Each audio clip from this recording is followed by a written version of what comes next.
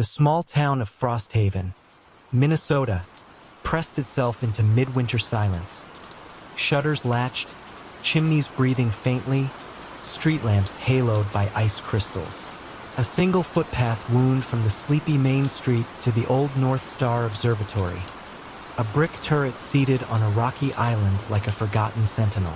Though its telescope had lain dormant for decades, locals swore a thin beam sometimes glimmered through the dome on moonless nights, as though the sky still waited to be read. Dr. Eleanor Lewis arrived just past dusk, breath curling around the collar of her wool coat. She had come at the invitation of the County Historical League to evaluate the observatory's surviving star charts, rare photographic plates rumored to contain early aurora recordings. Her boots cracked over lake ice that hummed softly beneath each step, a sound low enough to feel rather than hear. Wind hissed through cattails along the shore, then receded, leaving only the muted echo of her own heartbeat. The observatory door, oak warped silver gray, surrendered after a polite shove. Inside, her lantern cast a modest circle of light, revealing wooden floors where frost mapped delicate ferns across planks. The air smelled of cold iron and distant cedar smoke. Against the far wall loomed the great telescope, angled toward a ragged hole in the copper dome. Snowflakes fell through the gap, drifting lazily onto the brass gears like soft confetti at a forgotten celebration. She closed the door, letting stillness settle. On a nearby desk, a ledger lay open beneath a thin crust of snow. The ink had bled slightly, yet one entry remained clear. December 13th, 1954. Star R 227 observed to pulse 4 times, then pause. Beneath the note, someone had penciled a faint line, "Wait for the 5th."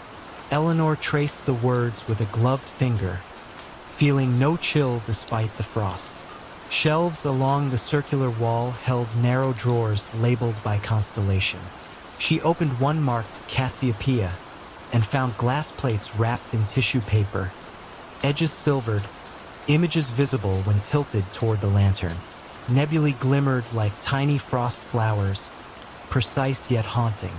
Among them lay a folded envelope addressed simply to the returning eye. She hesitated, then lifted the flap. Inside rested a single sheet of vellum bearing coordinates and a short instruction. Focus at 18 degrees above north horizon, precisely 1 hour after silence begins. No date, no signature. She glanced upward. Through the dome's breach the sky blushed purple-black, stars beginning to crystallize. Silence, she realized, had already unfurled itself across the lake. No vehicles, no barking dogs, only the faint pulse of her own breath. Guided by habit more than thought, she loosened the telescope's frozen gears until they turned with surprising grace. Snowflakes fled the lens as though granted leave. She dialed the coordinates, aligning the scope toward an unobtrusive patch of sky. The eyepiece felt cold but welcoming against her brow. At first she saw only ordinary stars, steady and indifferent. Then, at the fringe of her vision, a shimmer trembled. 1 point brightening, dimming, brightening again. For pulses deliberate, measured. She counted them aloud, voice scarcely above a sigh. A pause followed, long enough for the mind to wonder whether anything more would occur. When the 5th pulse finally came, it lingered slightly, as if aware of being watched, before subsiding into ordinary starlight. Eleanor exhaled the breath she hadn't realized she held.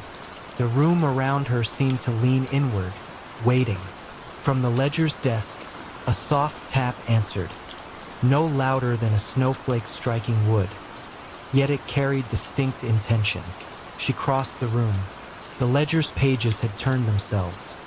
A fresh sheet lay exposed, blank except for a faint wet circle, as though ink had only just lifted from the nib. A pen rested beside it, point glistening dark even in the dim light. Without resisting, she picked it up. Her hand moved gently, writing a single observation. The fifth returns the gaze. She set the pen down. Almost immediately the lantern flame wavered, not from draft, but as though drawing breath.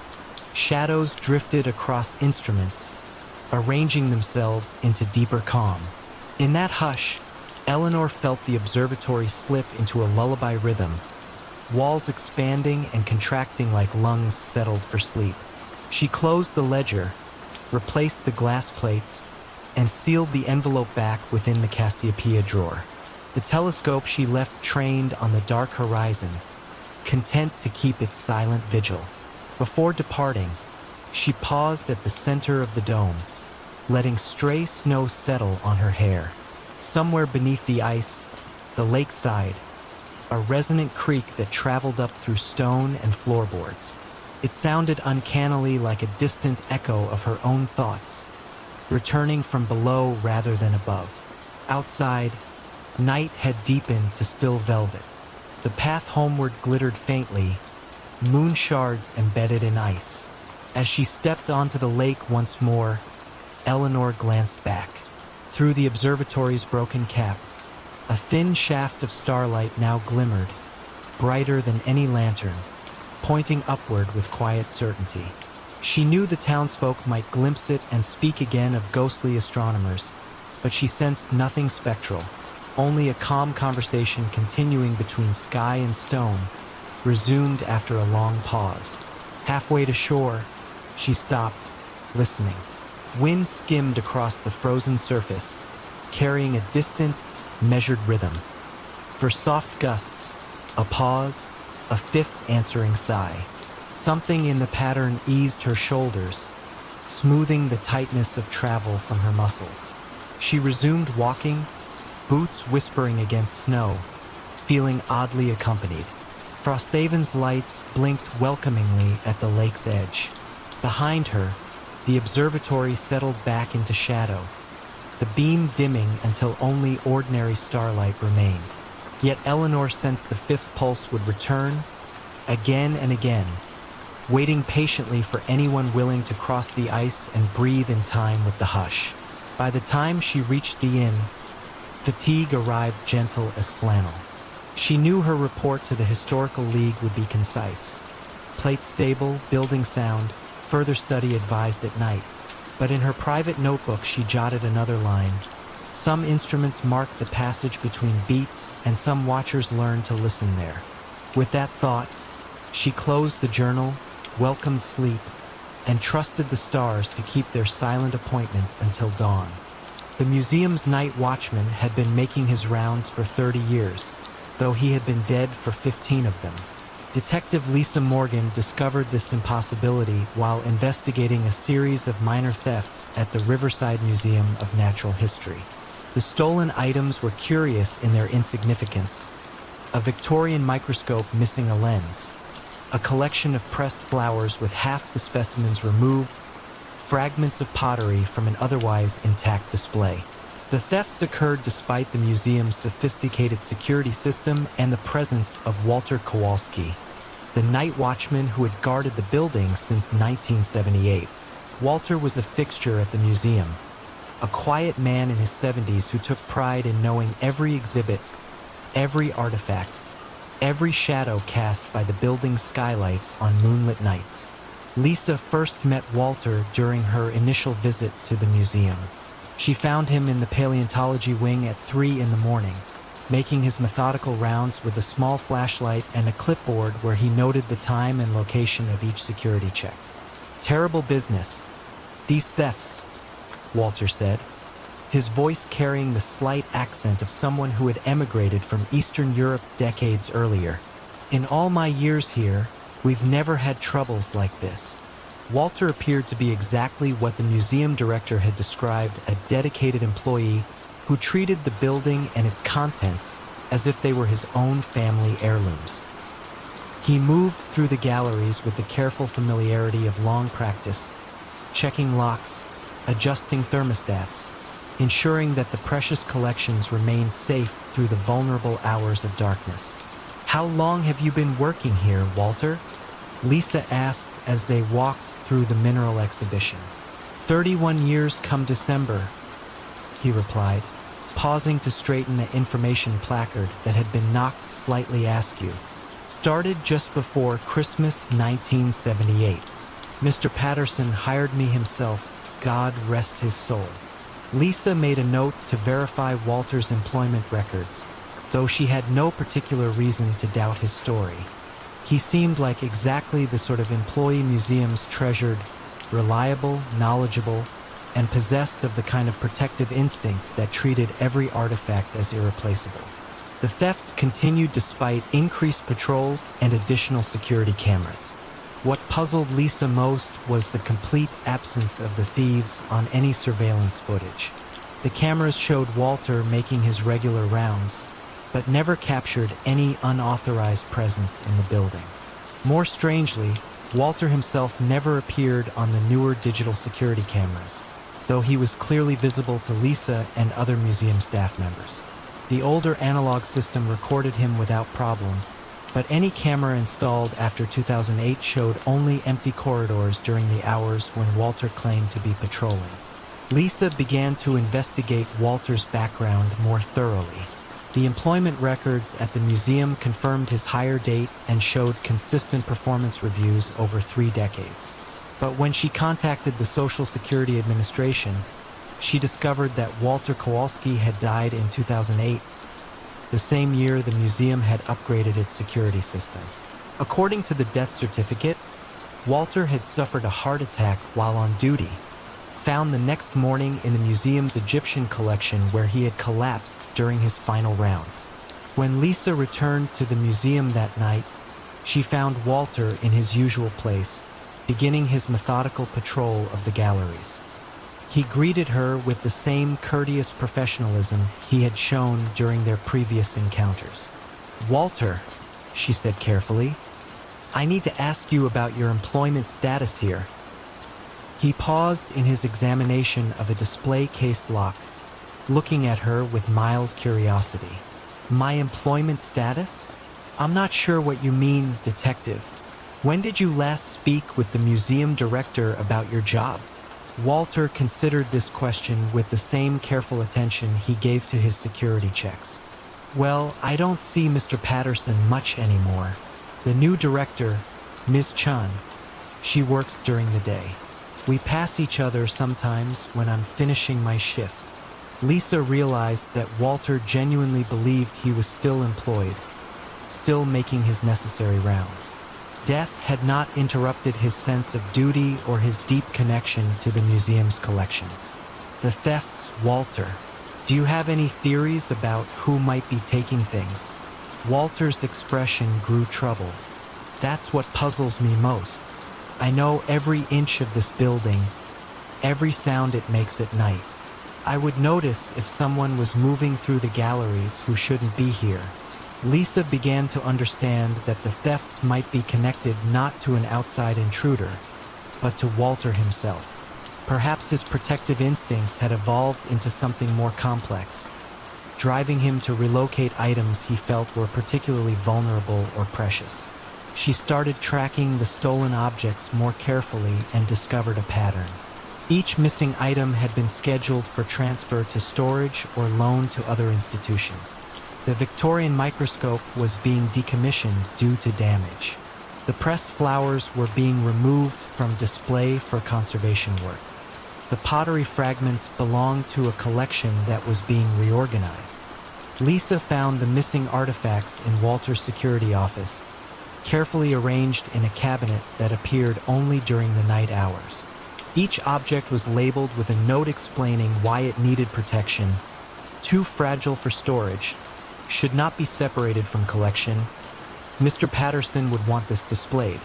"Walter," Lisa said gently when she discovered his secret preservation project, "these items need to be returned. The museum staff knows how to care for them properly." Walter looked at the cabinet with obvious distress. "But they're changing everything, detective. Moving pieces, storing things away. This museum is losing its soul." Lisa spent the rest of that night talking with Walter about the nature of museums, how they must evolve to continue serving their mission of education and preservation. She helped him understand that change could coexist with respect for the past, that proper conservation sometimes required difficult decisions. Lisa never saw Walter again, though the museum staff reported that the night shift felt different afterward. Less watched somehow, but also less protected. The thefts stopped completely, and the building settled into a new rhythm of security that relied entirely on electronic systems and human guards who cast shadows on the cameras that recorded them. Sometimes, on particularly quiet nights, the current security staff reported hearing footsteps in empty corridors and the soft click of a flashlight being turned on and off. But these sounds carried no menace, only the echo of eternal vigilance keeping watch over treasures that deserved protection, whether the guardian walked among the living or had moved beyond such distinctions. Mist drifted through the firs in languid skeins, softening every branch and hush-worn path that wound toward the old courthouse on the ridge. Once a fashionable spa, the stone villa now stood empty, shutters drawn like sleeping eyelids, its mineral springs long cooled. Tonight the air tasted faintly of pine resin and distant thunder, though no storm threatened. A single lantern bobbed along the track, carried by Matthias Engel, a translator sent to examine trunks of correspondence left behind by the last proprietor. His coat gathered droplets of mist as he climbed, yet the quiet held him lightly, as if the forest itself wished him gentle passage. At the wrought iron gate the hinges sighed, then accepted his push without protest. Ivy shivered across the rails, releasing the scent of damp earth. Inside the courtyard, gravel crunched underfoot in a rhythm that matched the faraway clock. For steps, a pause, another 4. Windows above showed neither candle nor reflection, yet Matthias imagined someone observing, not with eyes, but with the slow, patient awareness of a place remembering its purpose. He placed his lantern on the veranda rail, withdrew the brass key entrusted to him, and unlocked the oak doors. The entrance hall greeted him with cool mineral air, like the echo of bygone baths. Long mirrors lined the walls, their silvering clouded to soft pewter. Between them hung pastel murals depicting mountain springs, each scene framed by curling acanthus leaves. Colors, though faded, still carried a quiet glow. On the mosaic floor, a map of the region spread underfoot, its river tiles glinting whenever the lantern swung. Matthias paused, letting the Kelbach stream at his bootside glimmer blue for a heartbeat before continuing toward the writing room indicated on his instructions. The room waited at the far end of a corridor, door ajar. Shelves embraced 3 walls. On the 4th, tall windows overlooked the valley, panes fogged by the night mist. A mahogany desk, polished to a muted sheen, held a single oil lamp already lit. Matthias frowned gently. No caretaker was scheduled for another day, but he felt no alarm. The flame wavered once, then steadied, bright enough to read without harshness. Beside the lamp rested a wooden crate filled with letters, each envelope edged in pale green. The topmost bore no address, only a wax seal impressed with a tiny water droplet. He opened it with careful fingers. Inside lay a folded sheet and 3 words in delicate script. Wait for silence, nothing more. He set the note aside, removed his notebook, and began cataloging dates and handwritings. French, Hungarian, occasionally archaic German, each mentioning the listening spring in passing, as though all correspondence took the phrase for granted. Outside, the village clock chimed again, 9:30. Its tone softened by distance and woodlands. As the last vibration faded, something within the villa answered. A faint gurgle, like water shifting through hidden pipes. The sound traveled under the floorboards, paused beneath the writing room, then hushed. Matthias inclined his head, recognizing a pattern akin to breath. Inhale, hold, exhale. He remembered the note's instruction and set his pen down. He closed his eyes. The villa's hush deepened, settling around him like wool. Somewhere in that woven quiet he discerned a whisper, too low for words, but shaped like language nonetheless. It moved through the shelves, brushed the lamp glass, glided along the ceiling moldings, then found rest at the desk's edge. When he opened his eyes, a fresh envelope lay atop the crate. Wax still gleamed liquid. He opened it. This time, the paper held a short passage in fluid French. Consult the map beneath the mirror when the spring speaks twice. Beneath the text, someone had drawn a simple symbol, a circle split by a wavy line. Matthias turned the page. The reverse was blank but faintly damp, as though dipped in cool water seconds before. He slipped the note into his pocket. The hallway mirrors awaited, surfaces smudged by decades. He approached the largest, lantern lifted. Beneath its frame, just visible through a film of dust, lay a hinged panel no broader than a palm. He pressed gently. The panel slid aside to reveal a recessed niche containing a folded cloth map. Its linen surface felt chilled, almost freshly laundered, though the ink bore a century-old hand. The wavy line bisected the central circle, identical to the symbol on the note. At its center, a dot glowed faintly, phosphorescent paint, still alive after so long. As Matthias studied the mark, the water gurgle returned, two gentle surges rising from the floorboards as if the house were clearing its throat. He pictured subterranean channels, springs still pulsing beneath stone and tile, keeping faith with their origins. According to the map, a staircase at corridor's end led downward to a small pool once reserved for hydrotherapy. Lantern held steady, he followed. The stairs descended in even spirals, walls cool and damp. At the bottom, a vaulted chamber opened, lit by neither lamp nor window, yet possessing a tender glow from mineral veins within the stone. In its center lay a circular basin of milky quartz, water rippling though no pipe discharged. The surface quivered as he approached, sending rings outward in courteous greeting. He knelt, hearing again that soft, near-speech cadence, a consonant of water, a vowel of air. Remembering childhood folklore, he whispered a simple salutation. The ripples slowed. Within their concentric echoes he glimpsed reflections, not of himself, but of long-ago bathers easing into the same pool, their faces peaceful, listening. The image faded, leaving ordinary water awaiting the next ripple. Matthias dipped a fingertip. The temperature proved neither cold nor warm, but precisely like human skin, erasing boundary between observer and source. He returned upstairs carrying only the memory of that touch. The writing room remained unchanged save for one detail. The oil lamp, nearly spent, cast a dimmer halo. On the desk lay a final envelope. He opened it to find a line in English this time, printed rather than written. Catalog complete when the listener is heard. Beneath, a drop of quartz dust glimmered, echo of the basin below. Matthias packed the letters carefully, noting their order, then extinguished the lamp. As darkness settled, the villa sighed, satisfied. He stepped onto the veranda.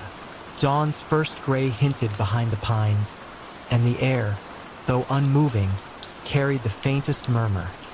Two pulses of the hidden spring, answering one another beneath layers of earth and time. He closed the gate without hurry, lantern now dark. In the valley, the village clock marked 6 o'clock, each chime tempered by morning mist. Between the strokes lay wide, lucid quiet, reminding him of the basin's calm skin. He walked downhill, heart eased into that cadence. Behind him the courthouse waited, listening still, its limitless correspondence at last entrusted to someone who understood that some archives speak not in words, but in the slow, gentle grammar of water and pause. Fog settled over the disused tracks like a memory refusing to fade. Long after passenger trains stopped visiting the Northumberland moorland, the red brick station at Brackenfell remained upright, its iron canopy sheltering silence instead of travelers.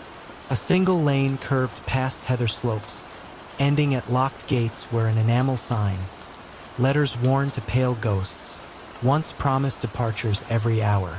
Now only wind and curlews moved with purpose, tracing slow flights across the sky. Amelia Rook arrived one soft April afternoon, seeking a place to finish a book on forgotten railways. She rented the old stationmaster's cottage, a 3-room dwelling stitched to the platform by a short, covered walkway. The local letting agent spoke kindly yet cautiously. "Keep the main waiting room closed at night," he said. "The echoes there grow restless after dark." Amelia assumed he meant drafts, perhaps the rattle of loose panes, and thanked him without pressing. Her first days passed in gentle routine. Morning light pooled through sash windows, warming chipped tiles that once carried the scuff of eager boots. She brewed nettle tea, walked the platform, and noted how moss-filled every groove of the signal lever. Certain evenings she heard distant whistles that could only have belonged to wind cutting through drains, yet they drifted with such measured pitch that she paused, half expecting a locomotive to crest the bend. Near twilight on the 7th day, she unlocked the waiting room. Dust hovered in angled beams, giving the air a weight both delicate and old. Wooden benches lined each wall. At the far end hung a brass echo board, once used by porters to test acoustics before announcements. Its surface, though tarnished, still caught traces of light. Beneath it sat a mahogany ledger stand, empty but for a single fountain pen tethered by chain. Amelia crossed the creaking floor. When she touched the board, vibrations throbbed faintly, as if storing the hum of conversations long finished. She stood back and clapped once. The echo returned not as her own clap, but as layered murmurs, snippets of farewells, ticket requests, the polite shuffle of baggage, all softened by time yet unmistakably human. She tried again. This time the echo repeated her clap, ordinary and clear. Puzzled, she left, locked the door, and made soup beneath a low moon. That night, rain tapped the slates. Just after midnight, a soft metallic ring sounded from the platform bell beside her cottage. She stepped into waterproof and boots, lantern raised. No one waited, yet the bell rope swayed. A folded timetable lay on the bench. Its cover showed the station's crest and the date. April 14th, 1902. Precisely 120 years passed to the day. Inside, penciled beside the final downline service, a note read, "Delayed, will arrive after last light. Hold the gate." Morning found her restless with thought. She pored over county archives in the cottage study, discovering that on April 14th, 1902, a mail train from the Scottish border vanished between 2 signal posts. Search parties found neither wreckage nor clue. The line closed soon after. Newspapers called it a fog-bound mystery, but villagers blamed a hollow in time along the moor.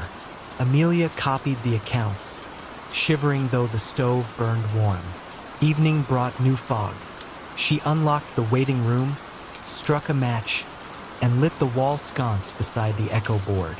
A low hum pulsed, deeper than before, resolving into the hiss of steam. The scent of coal drifted through cracks in the floorboards. She sensed, rather than heard, carriages slowing just beyond sight. Instinct guided her to the mahogany stand. The tethered pen twitched. A sheet of blank ledger paper slid from beneath the wood as if pushed by unseen fingers. Words formed in dark blue ink. Mail 9 o'clock from Caledon requests clearance to enter. Passengers weary of mist. Platform safe. Her pulse steadied into the hush around her. Fear felt inelegant amid such patient formality. She wrote, "Platform ready, gate unlocked, signal set to green. The ink dried before her eyes. From outside came the clack of points shifting, a sound no rusted mechanism should manage. Lantern in hand, Amelia stepped onto the platform. Fog parted enough to reveal an outline. Tall engine, lamps dimmed, paintwork blurred by drifting age. No roar of pistons, only a hushed rolling, as though the train moved on rails of breath. Carriage windows glowed with lamplight. Faces appeared, calm, expectant, neither ghostly nor fully solid, like reflections on water at dusk. The engine stopped with gentle precision. Doors remained closed. Amelia felt urged not to board but to witness.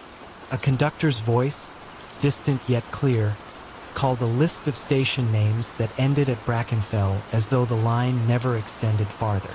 She realized the vanished train had finally reached its terminus, exactly 1 minute past a century. The bell rang. Doors opened inward, but no one stepped down. Instead, small parcels hovered to the platform, wrapped in paper, tied with string, tags bearing contemporary addresses from nearby villages. Messages lost beyond time, perhaps now returned. Amelia counted 12. The conductor tipped his hat toward her, though she could discern no features beneath its brim, only a suggestion of gratitude. The doors closed. Wheels whispered. The train slid back into the moor, swallowed by fog without receding sound.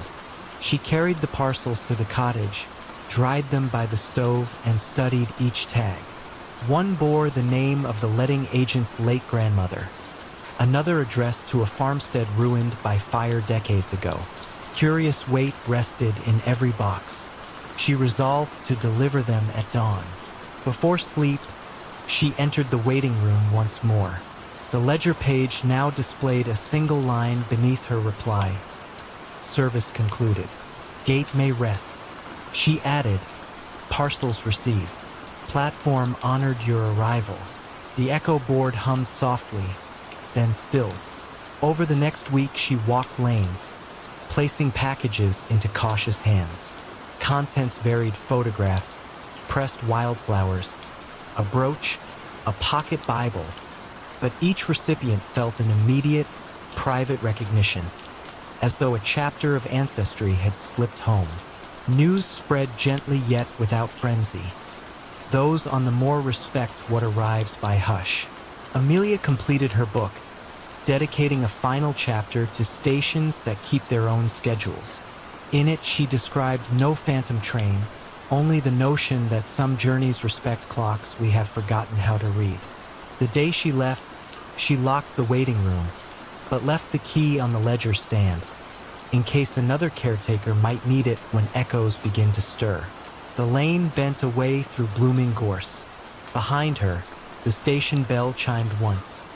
Clear, brief, content, and the sound folded into birdsong, mingling with the steady breath of open moorland.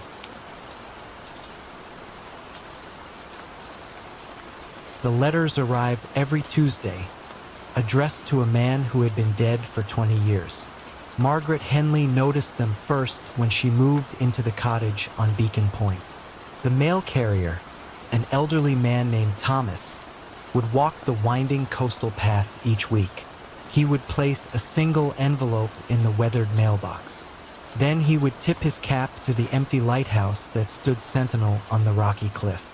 Margaret asked Thomas about the letters one morning in October. The sea mist clung to the shoreline like a gray shawl. Thomas paused in his routine, studying her with pale blue eyes that seemed to hold the memory of decades.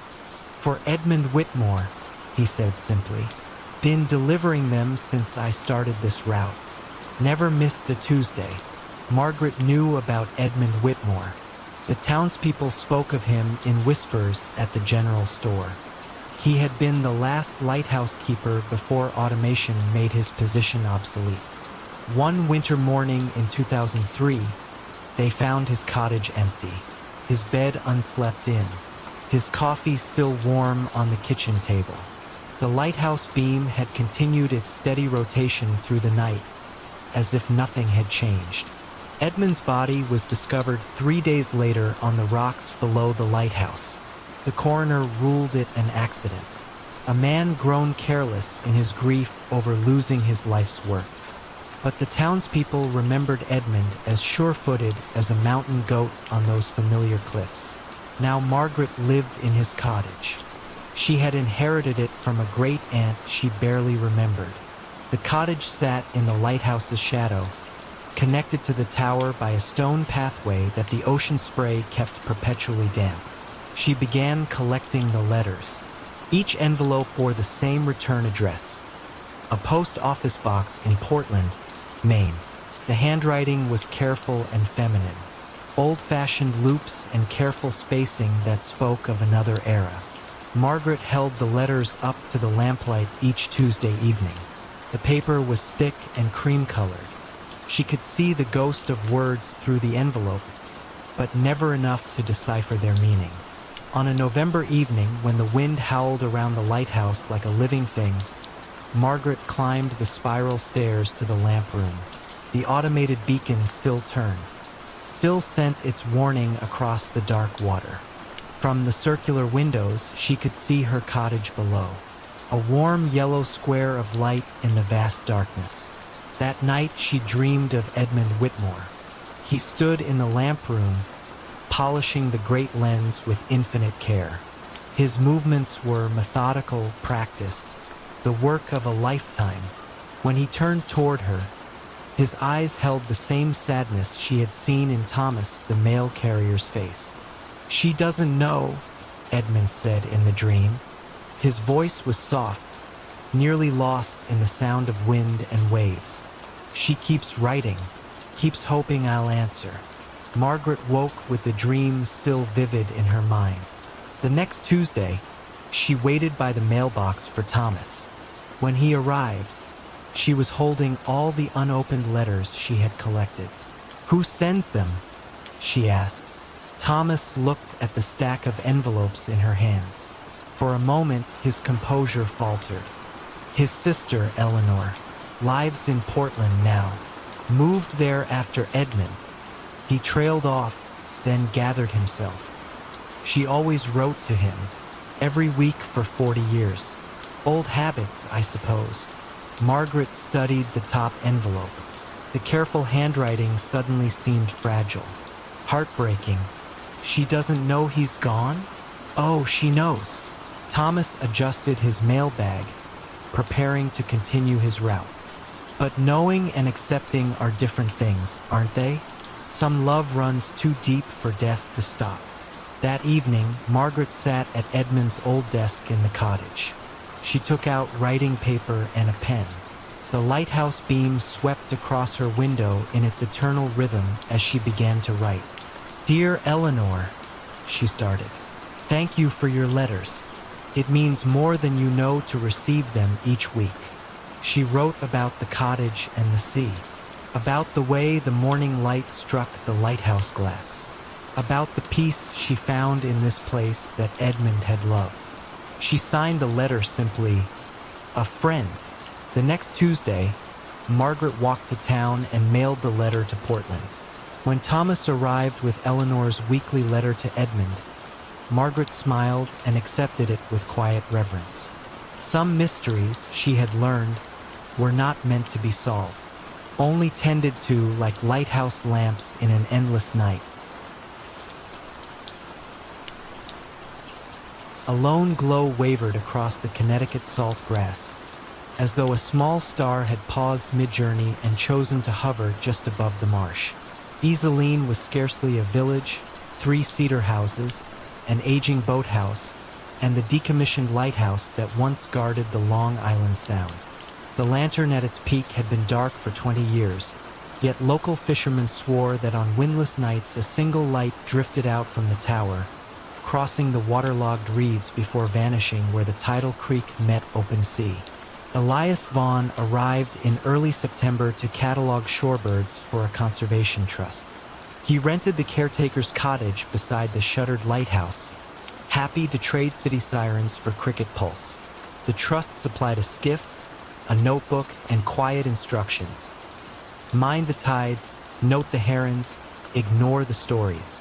Elias intended to do exactly that. Days fell into gentle rhythm. Dawn painted the salt hay silver. Plovers darted at his boots. Gulls wheeled above mudflats that smelled of brine and sun-warmed rope. Each afternoon he climbed the lighthouse stair to map nests on the lantern gallery. The interior smelled of rust and old kerosene, with swelled by years of fog. The lens, once polished to starlight clarity, stood veiled beneath canvas. He never lifted the cloth. The tower felt like an elder resting, and he respected its sleep. One dusk, while recording the soft clack of willets, Elias saw the glow for himself. It appeared at ground level, not high in the lantern room. A palm-sized flame, steady despite the breeze. It glided along a narrow plank path half submerged in eelgrass, pause by pause, as if consulting a map older than the marsh itself. Elias followed at a respectful distance, binoculars lowered to avoid the impression of scrutiny. The light reached the water's edge and quietly extinguished, leaving only the scent of extinguished wick and something older. Maybe lavender, maybe memory. Inside the cottage that night, pages of data felt suddenly thin. Sleep came in fitful pockets, punctuated by the imagined hiss of a lamp being trimmed. At midnight, a soft rattle at the back door woke him fully. He opened it to empty night, yet on the step rested a folded scrap of linen around a brass key, seawater beating on both. The key's bow formed a perfect circle, engraved with 3 letters, ICL, Isoline Coast Light. Morning sun dismissed the mystery with practical brightness, but curiosity stayed. Elias climbed the tower, key in pocket. Halfway up, he noticed a small iron hatch flush with the brick, its lock rusted but intact. The key slid in smoothly, turning without protest. Inside lay a narrow chamber no wider than a closet, walls lined with shallow shelves. On each shelf rested a lantern, dozens of them, each glass polished, each reservoir filled. Wicks looked freshly trimmed, yet there was no scent of oil, only a clean hint of salt and fur. A leather-spined notebook lay open on a central stand. Its pages listed dates and tides, moon phases, names of storms. One entry stood alone at the bottom. Lanterns walked, August 18th, full tide. The handwriting felt deliberate, loops careful, as if penned by someone accustomed to coaxing flame rather than ink. Elias added the previous night's date and noted lantern walked, ebb tide. He closed the book, pulse calm despite the oddness. The room's hush encouraged trust over alarm. Evenings grew earlier. Each twilight, the marsh exhaled cool vapor that blurred horizons into watercolor grays. Some nights the light appeared, some nights not. When it did, Elias followed at a distance, memorizing its route. Always the same plank path, always the same hush at the creek mouth. He began to wonder if the lantern marked a changing depth, a warning invisible to satellite charts yet crucial to hidden currents. A nor'easter arrived, pressing slate clouds low over the sound. Wind scratched the shutter boards.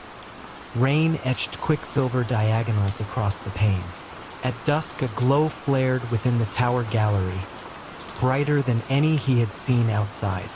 Elias scaled the spiral steps, lantern from the secret room in hand. The canvas over the great lens billowed as though breathing. He peeled it back. Glass facets caught storm-dim light and spun it into muted rainbows. A panel on the pedestal lay ajar, revealing a chamber just wide enough to cradle the brass lantern he carried. The fit was perfect, as if engineered for that single piece. When he placed the lantern inside, the wick bloomed cobalt, silent yet certain. Outside, the storm's howl softened to a deep-throated hush. Through the gallery glass he saw the marsh lanterns, every single one from the hidden room, floating outward in slow procession, tracing luminous lines along flooded channels. Their reflections braided with rain-shaken water, creating corridors of calm. Wind leaned back, puzzled. Waves settled into gentle heaves. Elias watched until the final flame reached the sea and dimmed beneath the storm-churned horizon. Then he returned the great lens to darkness, replaced the canvas, and descended, carrying only the faint smell of newborn smoke on his sweater. Morning broke clear.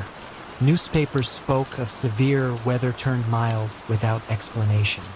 Fishermen, mooring lines still taut from precaution, found their channels untouched by surge. Mrs. Grant, from the nearest house, brought Elias coffee cake and confided that her grandmother once served as lighthouse keeper when men were away at war. She said the marsh keeps its own watch, the woman smiled. Provided someone remembers to polish the glass. Elias said nothing of keys or secret shelves.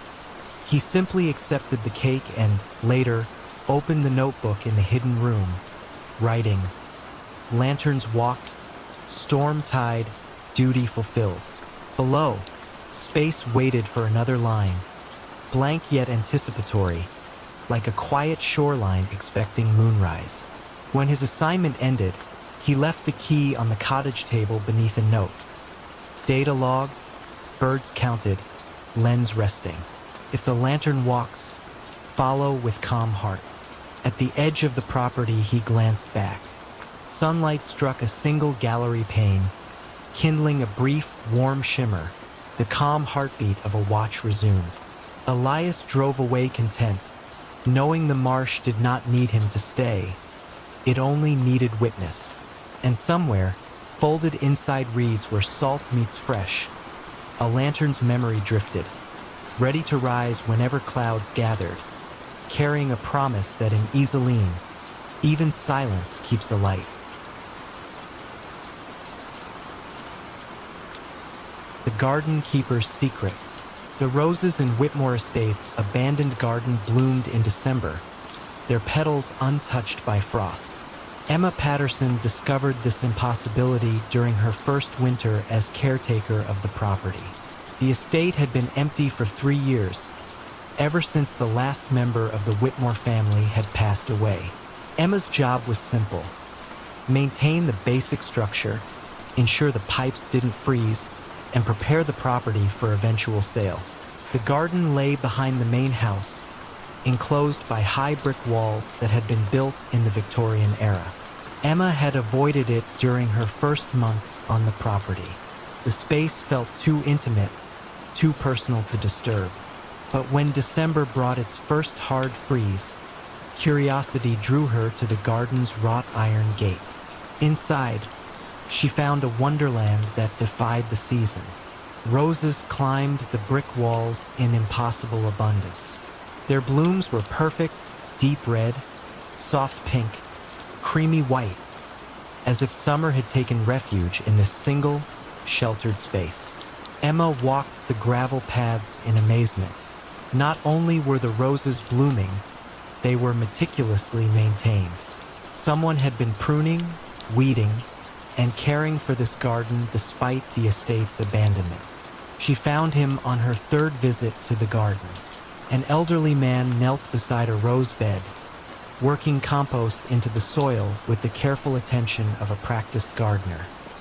He wore a worn tweed jacket and canvas gloves, and his silver hair was neatly combed despite the morning's work. "Good morning," Emma called softly, not wanting to startle him. The man looked up with mild blue eyes and a gentle smile. "Ah, you must be the new caretaker. I'm Arthur Henley. I hope you don't mind my being here." Emma stepped closer, noting the quality of his work. The rose beds were immaculate, the paths swept clean, every plant showing signs of expert care. "I don't mind at all, but I'm curious. How long have you been tending this garden?" Arthur sat back on his heels, considering the question. "Oh, 40 years or so. Started when I was head gardener for old Mr. Whitmore. Seemed a shame to let it all go to ruin after he passed." The family never mentioned a gardener, Emma said carefully. Are you sure it's all right for you to be here? The Whitmores were always very kind to me, Arthur replied, returning his attention to the soil. I like to think they wouldn't mind me keeping things tidy. Emma left Arthur to his work, but the encounter puzzled her. If he had been the estate's gardener, surely his continued presence would have been mentioned in the property management documents. She made a note to contact the lawyers handling the estate. The law firm's response was prompt and slightly impatient. There was no record of an Arthur Henley ever being employed at Whitmore Estate. No arrangements had been made for garden maintenance. The family had specifically requested that the grounds be left unattended until the sale was finalized. When Emma returned to the garden the next morning, she found Arthur deadheading roses with a pair of silver secateurs that caught the weak winter sunlight. Arthur, she said gently, I need to ask you about your arrangement with the Whitmore family. He paused in his work, studying a particularly fine bloom before carefully cutting it and laying it in a wicker basket beside him. I started working here in 1962, he said slowly. Young Mr. Edward had just inherited the property from his father. I was 23, fresh out of horticultural college. Edward gave me free rein with this garden, said it was his mother's favorite place, and he wanted it to stay beautiful in her memory. Arthur's eyes grew distant, focused on something beyond the garden walls. Edward's wife, Patricia, loved the roses too.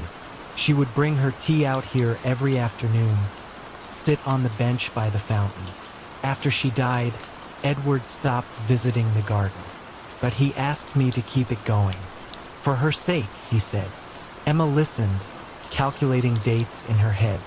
If Arthur had started working here in 1962 at age 23, he would now be in his 80s. That seemed plausible, though he moved with the vigor of a much younger man. And after Edward passed away? She asked. Well, the garden still needed tending, didn't it? Arthur smiled, returning to his roses. The roses don't know their gardener is gone. They still need pruning, feeding, protection from pests. It wouldn't be right to abandon them. Over the following weeks, Emma found herself looking forward to her visits with Arthur. He was a fountain of knowledge about horticulture, sharing techniques he had learned over decades of careful observation. He spoke of the garden's history with intimate familiarity, describing renovations and plantings that had occurred long before Emma was born. She began to research the estate's history more thoroughly. In old photographs from the local historical society, she found images of the garden in its prime. And there, in a 1963 photograph labeled Head Gardener with Prize-Winning Roses, was a young man who looked remarkably like Arthur. The resemblance was unmistakable, but something nagged at Emma's mind. She studied the photograph more carefully, then compared it to her memory of Arthur as she had seen him that morning. The young man in the photograph and the elderly gentleman in the garden looked not just similar, but identical in every detail except age. Emma's unease grew when she realized that Arthur never seemed to arrive at or leave the garden. He was simply there each morning when she visited, and gone by evening when she locked the estate's gates. She began varying her schedule, arriving at different times, but the pattern held.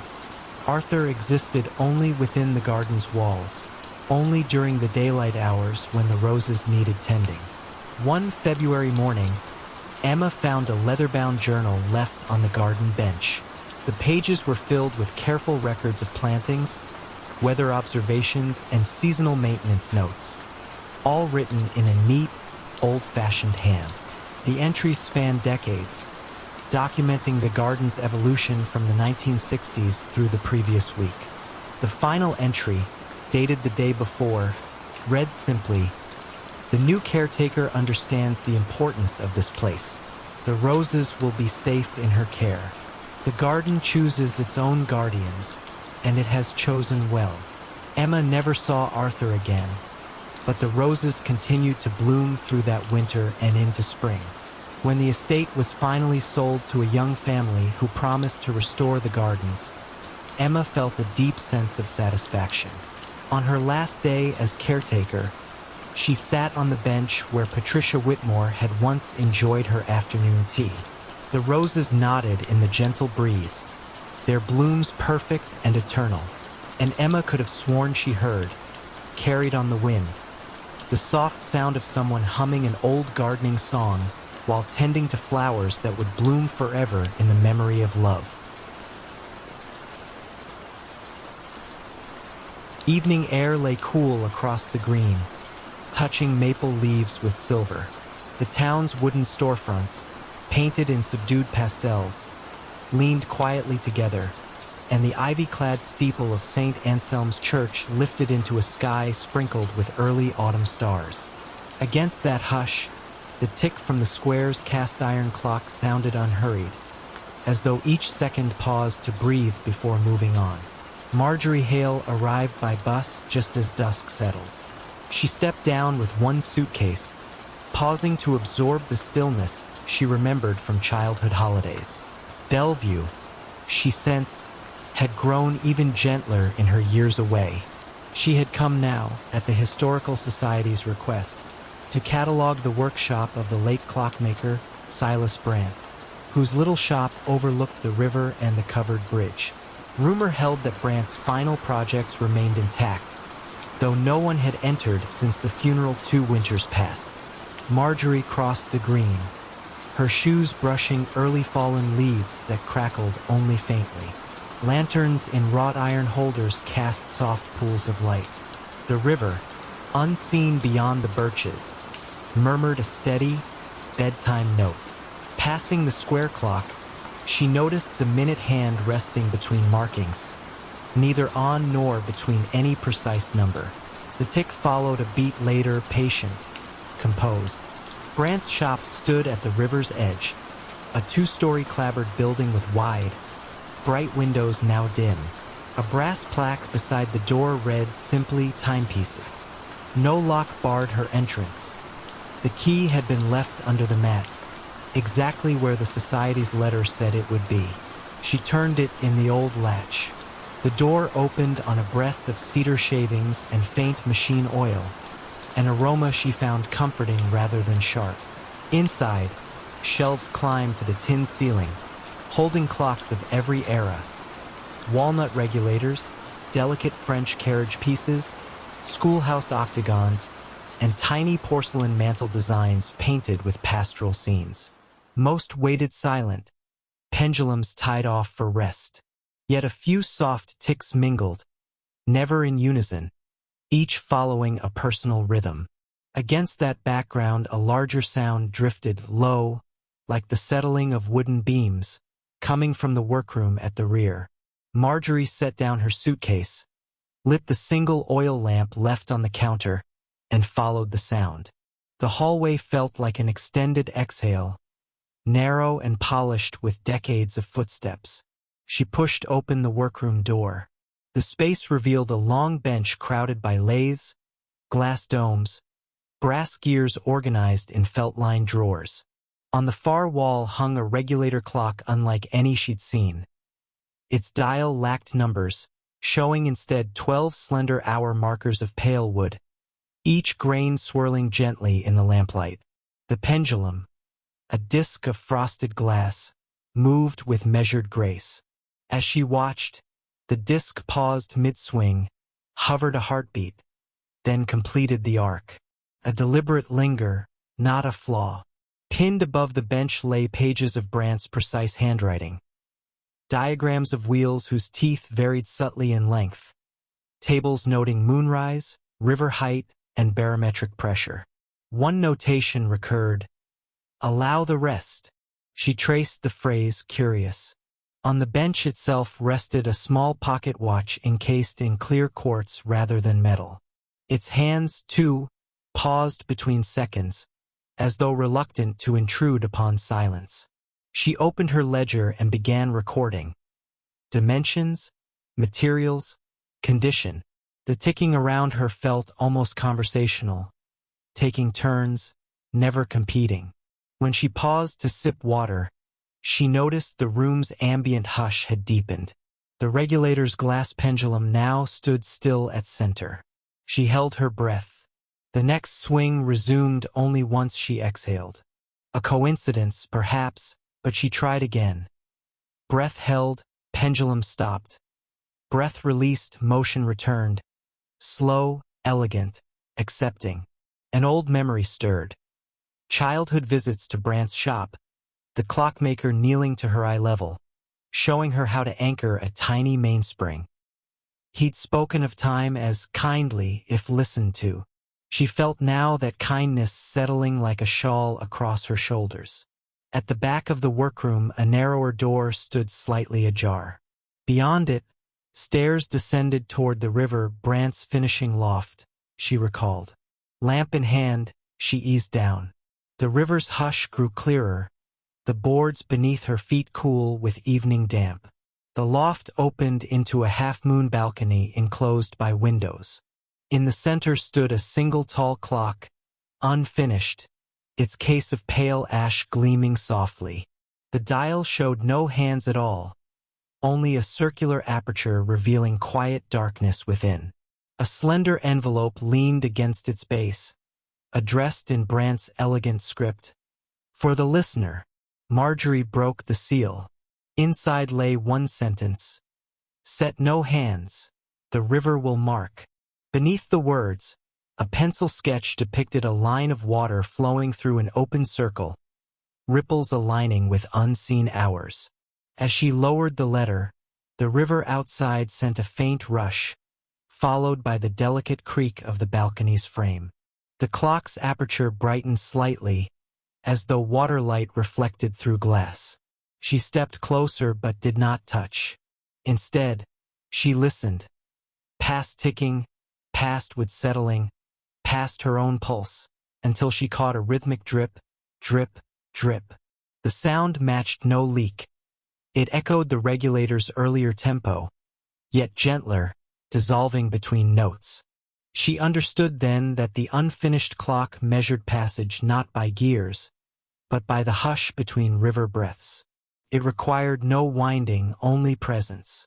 The realization soothed more than it surprised her. Brant had always pursued such quiet fidelities. Marjorie returned upstairs and closed her ledger. Rather than detail every mechanism, she wrote a single observation. The clocks here wait with patience. They keep time for those who listen to pauses. She left the regulator undisturbed, pendulum drifting as if rocked by her departing footsteps. Locking the shop, she paused on the porch. Across the water, the covered bridge glimmered faintly. The square clock's chime sounded one soft tone, though midnight was minutes away. The note lingered longer than any bell's metal could sustain, then faded into the river's whisper. She walked toward the inn, suitcase gently bumping her knee, mind unburdened by urgency.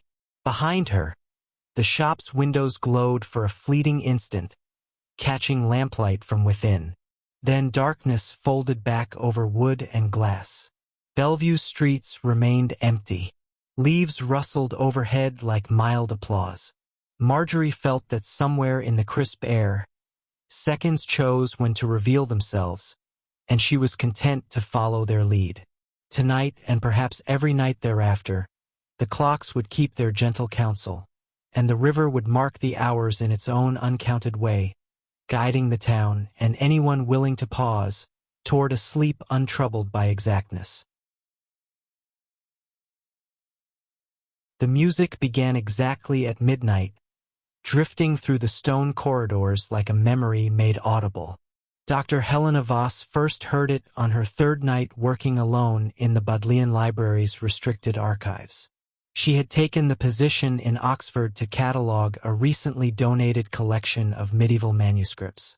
The work required after-hours access when the main library was closed and the ancient building settled into its nighttime stillness. The melody was faint but unmistakable. A single voice, unaccompanied, singing what sounded like a medieval plain chant. The notes seemed to echo from somewhere deep within the building's maze of storage rooms and forgotten chambers. Helena paused in her work, listening. The voice was beautiful but melancholy, carrying words in a language she couldn't identify. After several minutes, the singing faded away, leaving only the familiar whisper of the heating system and the distant sound of Oxford's late-night traffic. She mentioned the music to Dr. Pemberton, the head archivist, the following morning. He looked puzzled, adjusting his wire-rimmed glasses in the way he did when confronted with something unexpected. Music? At midnight. He considered this carefully. These old buildings do strange things with sound. Pipes settling, wind in the ventilation systems. The acoustics can play tricks. But Helena knew the difference between mechanical sounds and human voice. The melody had been too pure, too intentional to be anything but deliberate music. The singing returned the next night. This time, Helena left her workstation to investigate. She followed the sound through corridors lined with centuries-old books, past reading rooms where scholars had pondered manuscripts by candlelight long before electricity illuminated their work.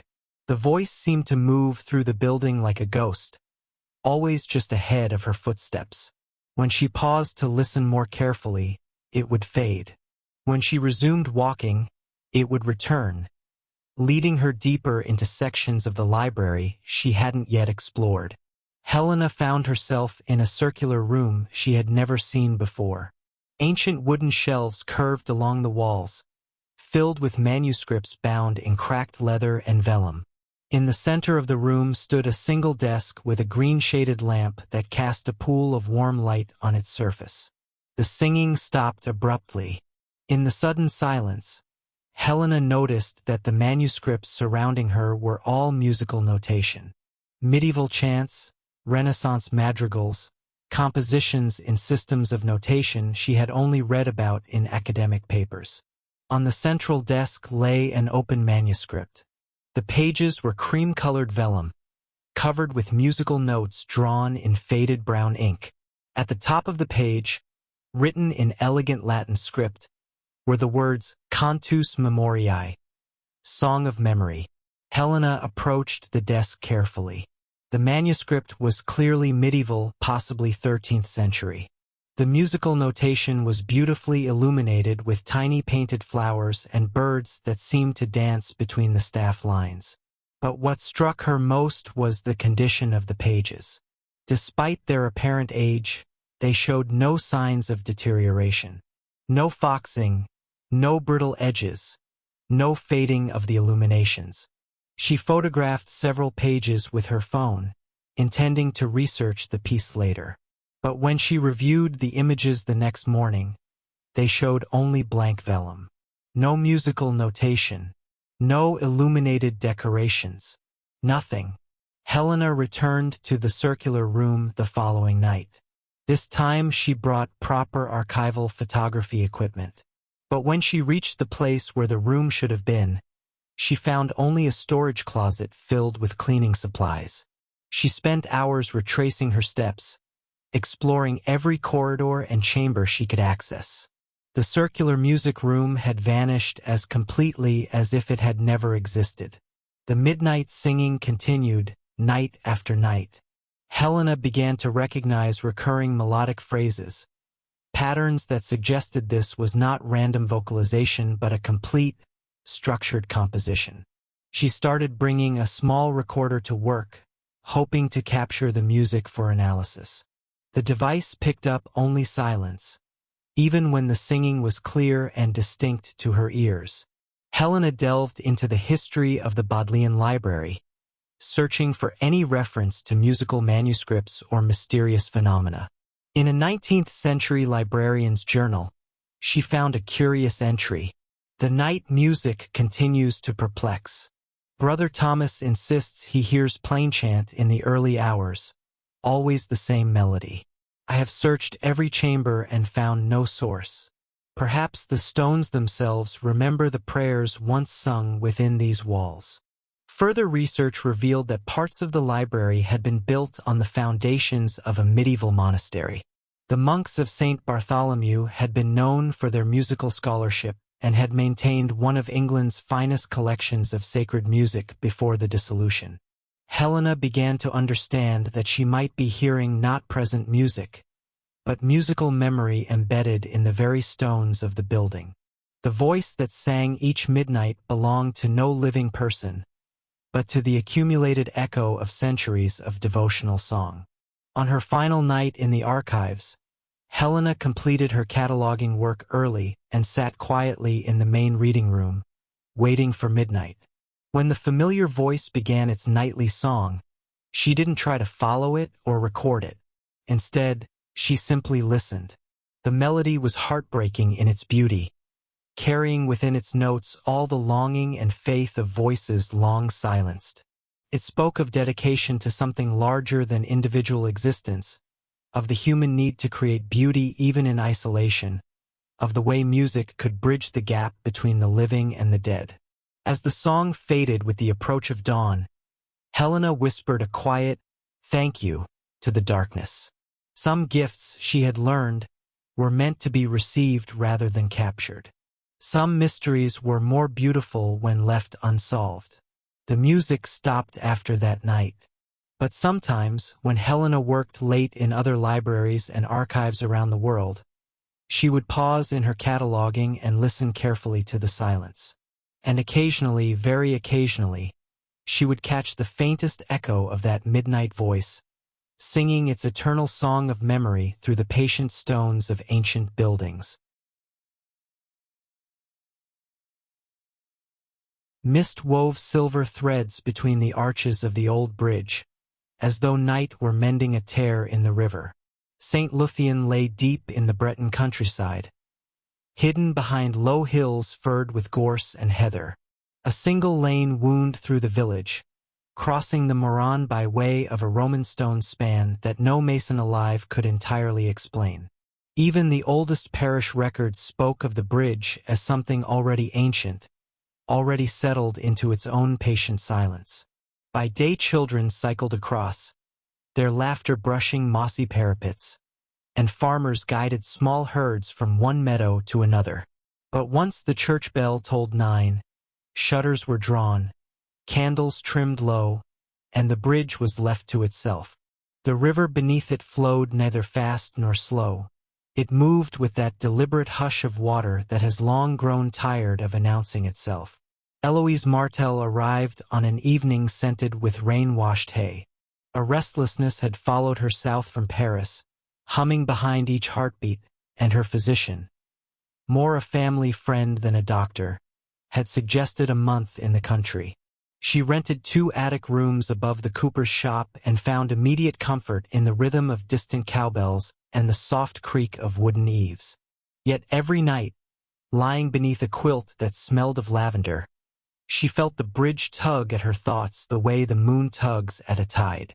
On her third dusk in St. Luthien, Eloise walked the lane as the last swallows threaded the sky. Lilac shadows pooled where hedges met the road. When she stepped onto the bridge stones, she sensed a temperature shift, as though the air, passing between arches, had aged a century in the span of a breath. She paused at the midpoint, resting her palms on the cool parapet. Water murmured below, but another sound drifted with it. A faint tapping, rhythmic and measured, like a cane finding its path along flagstones. No one shared the bridge. The lane on either bank stood empty.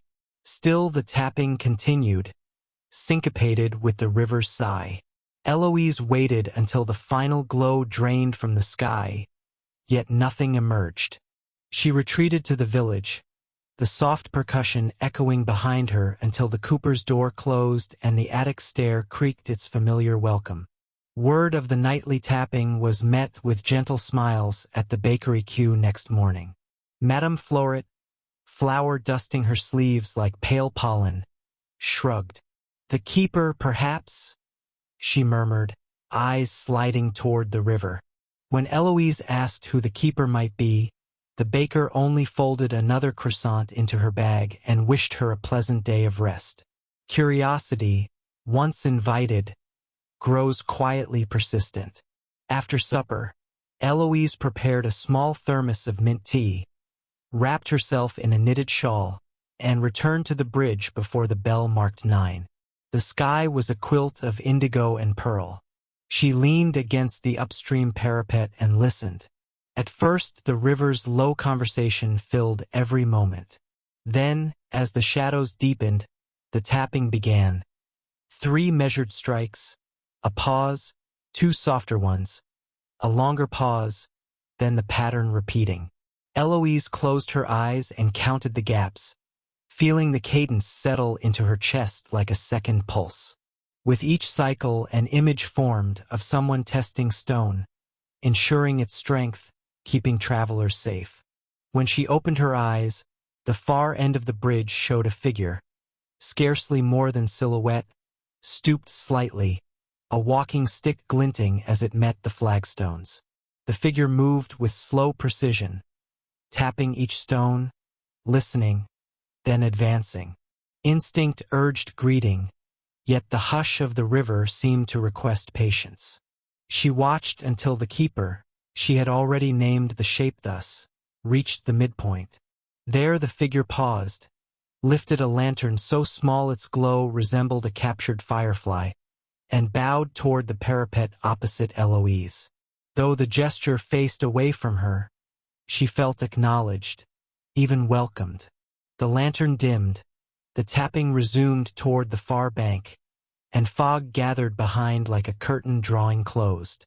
Next morning brought mist that lingered until noon, leaving droplets on every cobweb strung between garden posts. Eloise visited the village archivist, Monsieur Brier, a gentle man who catalogued memories more than documents. Over herbal tea he recounted the bridge's whispered lore, that a mason named Isarn, having built the span centuries ago, vowed to return nightly until the stones admitted no weakness. Some claimed they had seen him at dawn, laying a hand upon the keystone, counting heartbeats against the river's current. No story stays whole forever, Brier said, arranging fragile maps. But the tapping, you heard it, yes? Reminds us the promise remains. His eyes, bright with quiet certainty, met hers across motes of dust dancing in sunlit ribbons. That evening Eloise brought a notebook to the bridge. The sky had cleared, revealing a thin crescent moon pinned just above the hills. She recorded the tapping sequence, tracing each pause like notation for a lullaby. When the keeper appeared, she raised her hand in greeting. The figure halted. A pause, longer than the others, breathed between them. Then, with measured grace, the keeper lifted a second lantern from within his cloak and set it upon the parapet at arm's distance from Eloise. The glass sides glowed with a pearl-soft light, neither flame nor electric spark, but something steadier, as if distilled from moonrise itself. The tapping resumed and the figure receded into night. Eloise remained, the lantern casting quiet halos across the notebook pages. She sensed that removing it would be a breach of some gentle covenant, so she left it where it stood, the glow intact, and withdrew only when the church bell counted 10. Villagers noticed the lantern next day, its glow undiminished under sunlight yet somehow unobtrusive. Children traced their fingers over the warm glass. Adults crossed the bridge with respectful nods. No one moved it. By week's end, a second lantern appeared on the opposite parapet, twin in softness. Then a third at the southern arch. Each night, the keeper walked his vigil, ensuring every light was placed, every stone affirmed. Eloise's restlessness quieted. She found she could sleep with the window open, letting river hush and distant tapping guide her dreams. On her final night before returning to Paris, she visited the bridge one last time. The keeper waited at the midpoint, lantern raised. For the first time, she saw his face. Serene, weathered like lichen-brushed granite, eyes reflecting the Moran's steady current. He inclined his head, an unspoken farewell, then pressed a hand to the keystone. The stone answered with a faint harmonic hum, low and reassuring. When Eloise left at dawn, mist coiled through hedgerows, and the lanterns still burned, gentling the path for early shepherds. The tapping followed her a short way up the lane, then faded, as if acknowledging that stones and stories alike were sound beneath her feet. And so the bridge kept its promise, watched over by a presence as old as patience, while the river, forever passing under its arches, carried the secret onward in quiet, unbroken flow.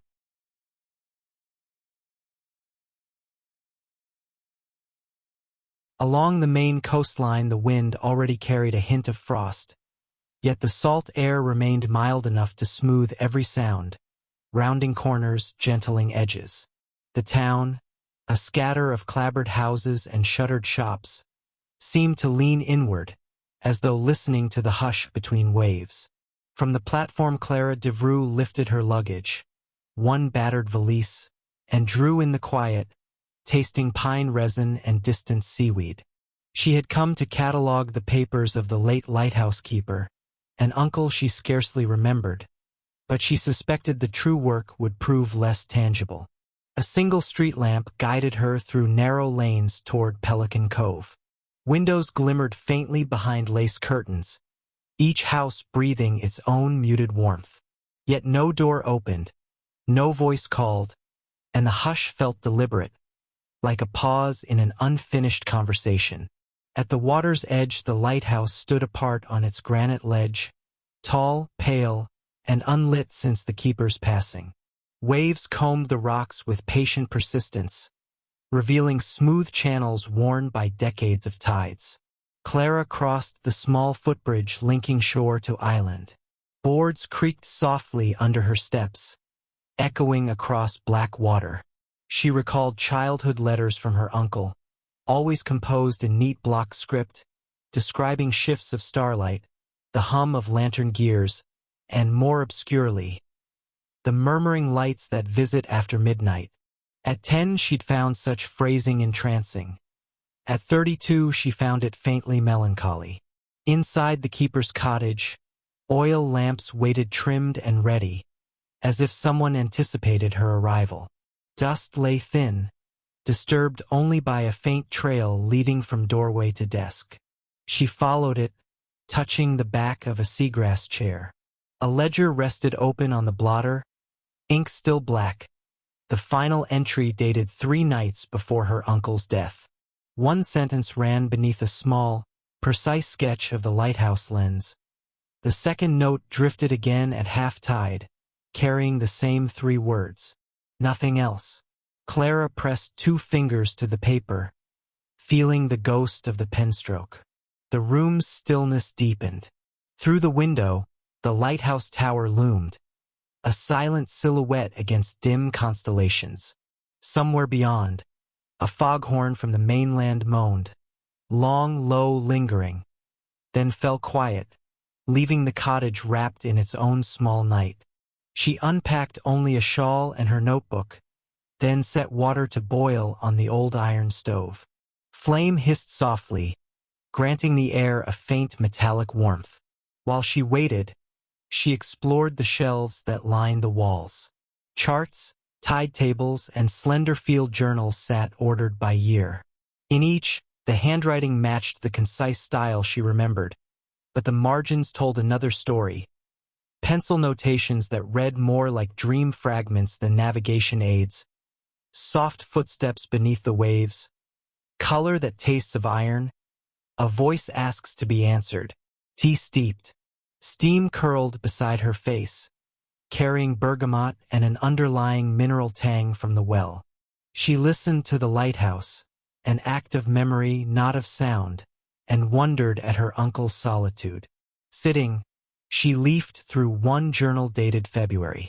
Midway she found an envelope, edges worn, addressed simply, "To the next watcher." Inside lay a narrow strip of parchment bearing a code of dots and dashes, unmistakably Morse. She traced the sequence with a pencil, translating aloud in a near whisper. Stand at dawn. Listen for the third. The words sent a calm ripple through her. They did not feel ominous. Instead, they resembled an invitation extended across time. She folded the message and slipped it into her pocket. The kettle clicked, flames subsided, and outside, the tide reversed its pull. Sleep came lightly on the cot beside the desk. She drifted in and out, lulled by the sea's slow respirations. Somewhere near dawn, a faint tapping stirred her, the delicate, arrhythmic patter of a telegraph key. Eyes half open, she realized the sound came not from any device but from the tower itself, each tap spaced by the hush of water folding back onto sand. Rising, she wrapped the shawl around her shoulders and stepped onto the porch. Gray pre-dawn bleached the horizon. The bridge glimmered with dew, narrow planks shining like bone. She crossed without hurry, letting tide-cooled mist brush her skin. At the tower's base, iron stairs spiraled upward, each rung worn smooth by generations of keepers. She climbed, counting heartbeats instead of steps, until she emerged into the lantern room. The great lens, motionless, caught the first ghost of daylight, scattering soft prisms along the glass walls. Dust motes drifted in gentle currents. Then, from somewhere deeper in the iron ribs, the tapping resumed. 3 slow knocks, a pause, 3 again. Clara traced the source to a brass service panel. It bore a hatch secured only by a single screw half loosened. She removed it easily, revealing a hollow compartment.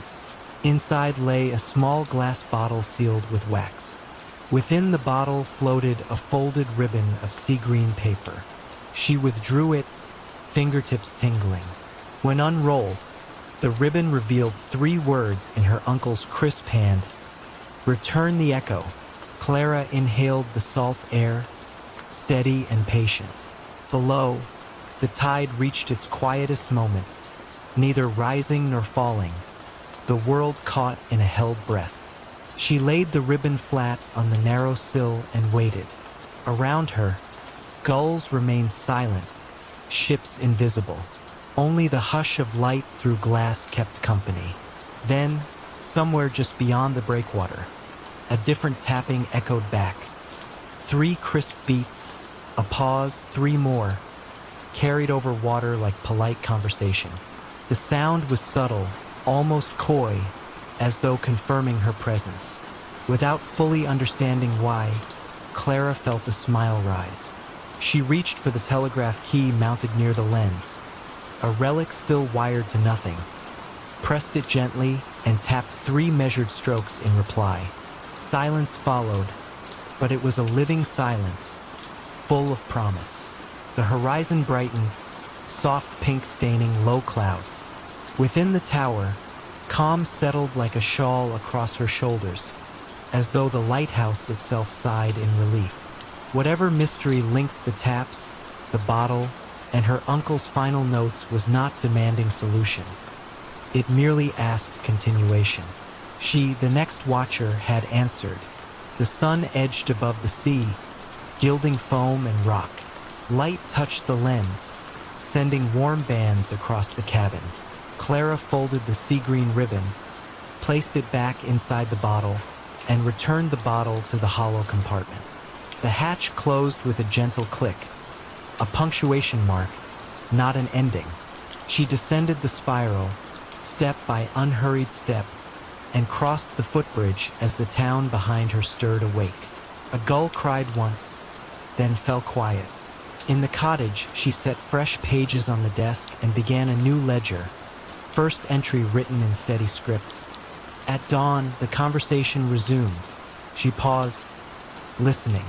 Outside, the sea kept its measured rhythm, unhurried, unconcerned, and Winterport, still holding more questions than answers, eased into morning with a calm that asked only to be heard.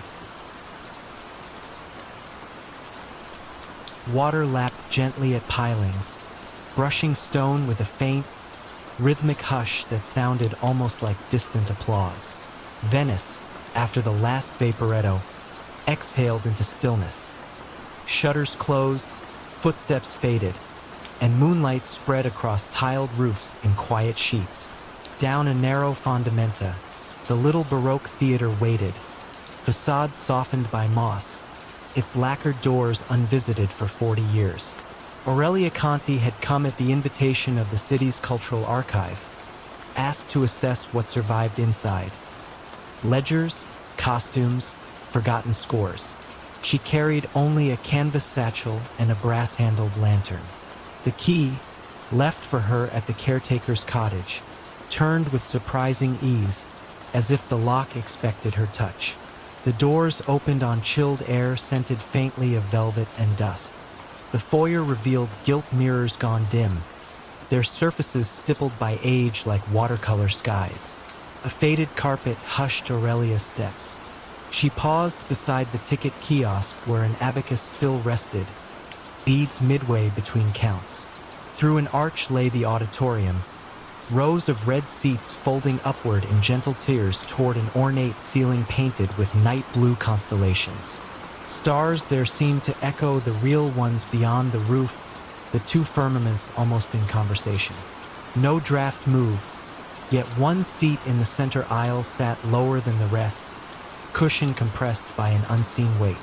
Aurelia registered this quietly, neither alarmed nor eager to explain. She set the lantern on the edge of the orchestra pit. Its glow drifted outward like warm breath, illuminating specks of dust that ascended and sank as though dancing to a secret tempo. Past the stage curtain, she found the backstage corridor. Ropes hung slack beside sandbags, their fibers whispering when brushed by her coat sleeve. Dressing rooms opened left and right, lit only by the lantern's wandering circle. In one, a trio of masks lay upon a vanity, expressions serene rather than dramatic. Each retained a faint sheen, unclouded by time. Aurelia touched none, but noted a subtle warmth lingering over the porcelain, as if lamps had been extinguished mere minutes earlier. At the corridor's end, she reached the music library. Shelves bowed under leather-bound volumes, spines labeled in gilt, arias, madrigals, intermezzi. On the central table rested a narrow folio tied with ribbon the color of old rose petals. A tag read, Sinfonia per la Nebbia, first draft. She untied the ribbon. The manuscript pages bore delicate notation, yet between staves ran fine penciled phrases. Leave room for mist. Pause until silence answers. Tempo follows breath, not baton. She felt the urge to hum a single bar but refrained. Even an exhaled note might stir something better left placid. Instead, she unfolded her notebook and copied a few measures.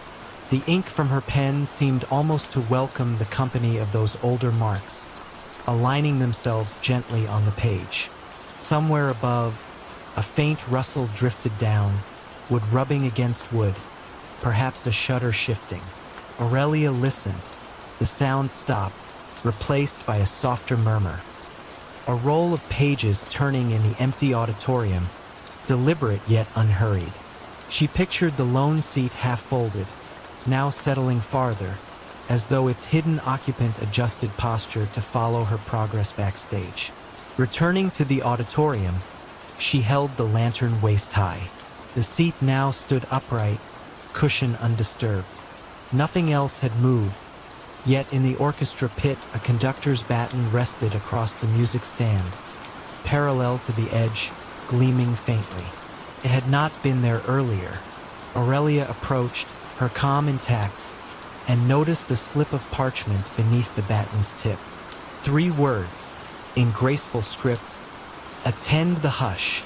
She obeyed without thinking, extinguishing the lantern.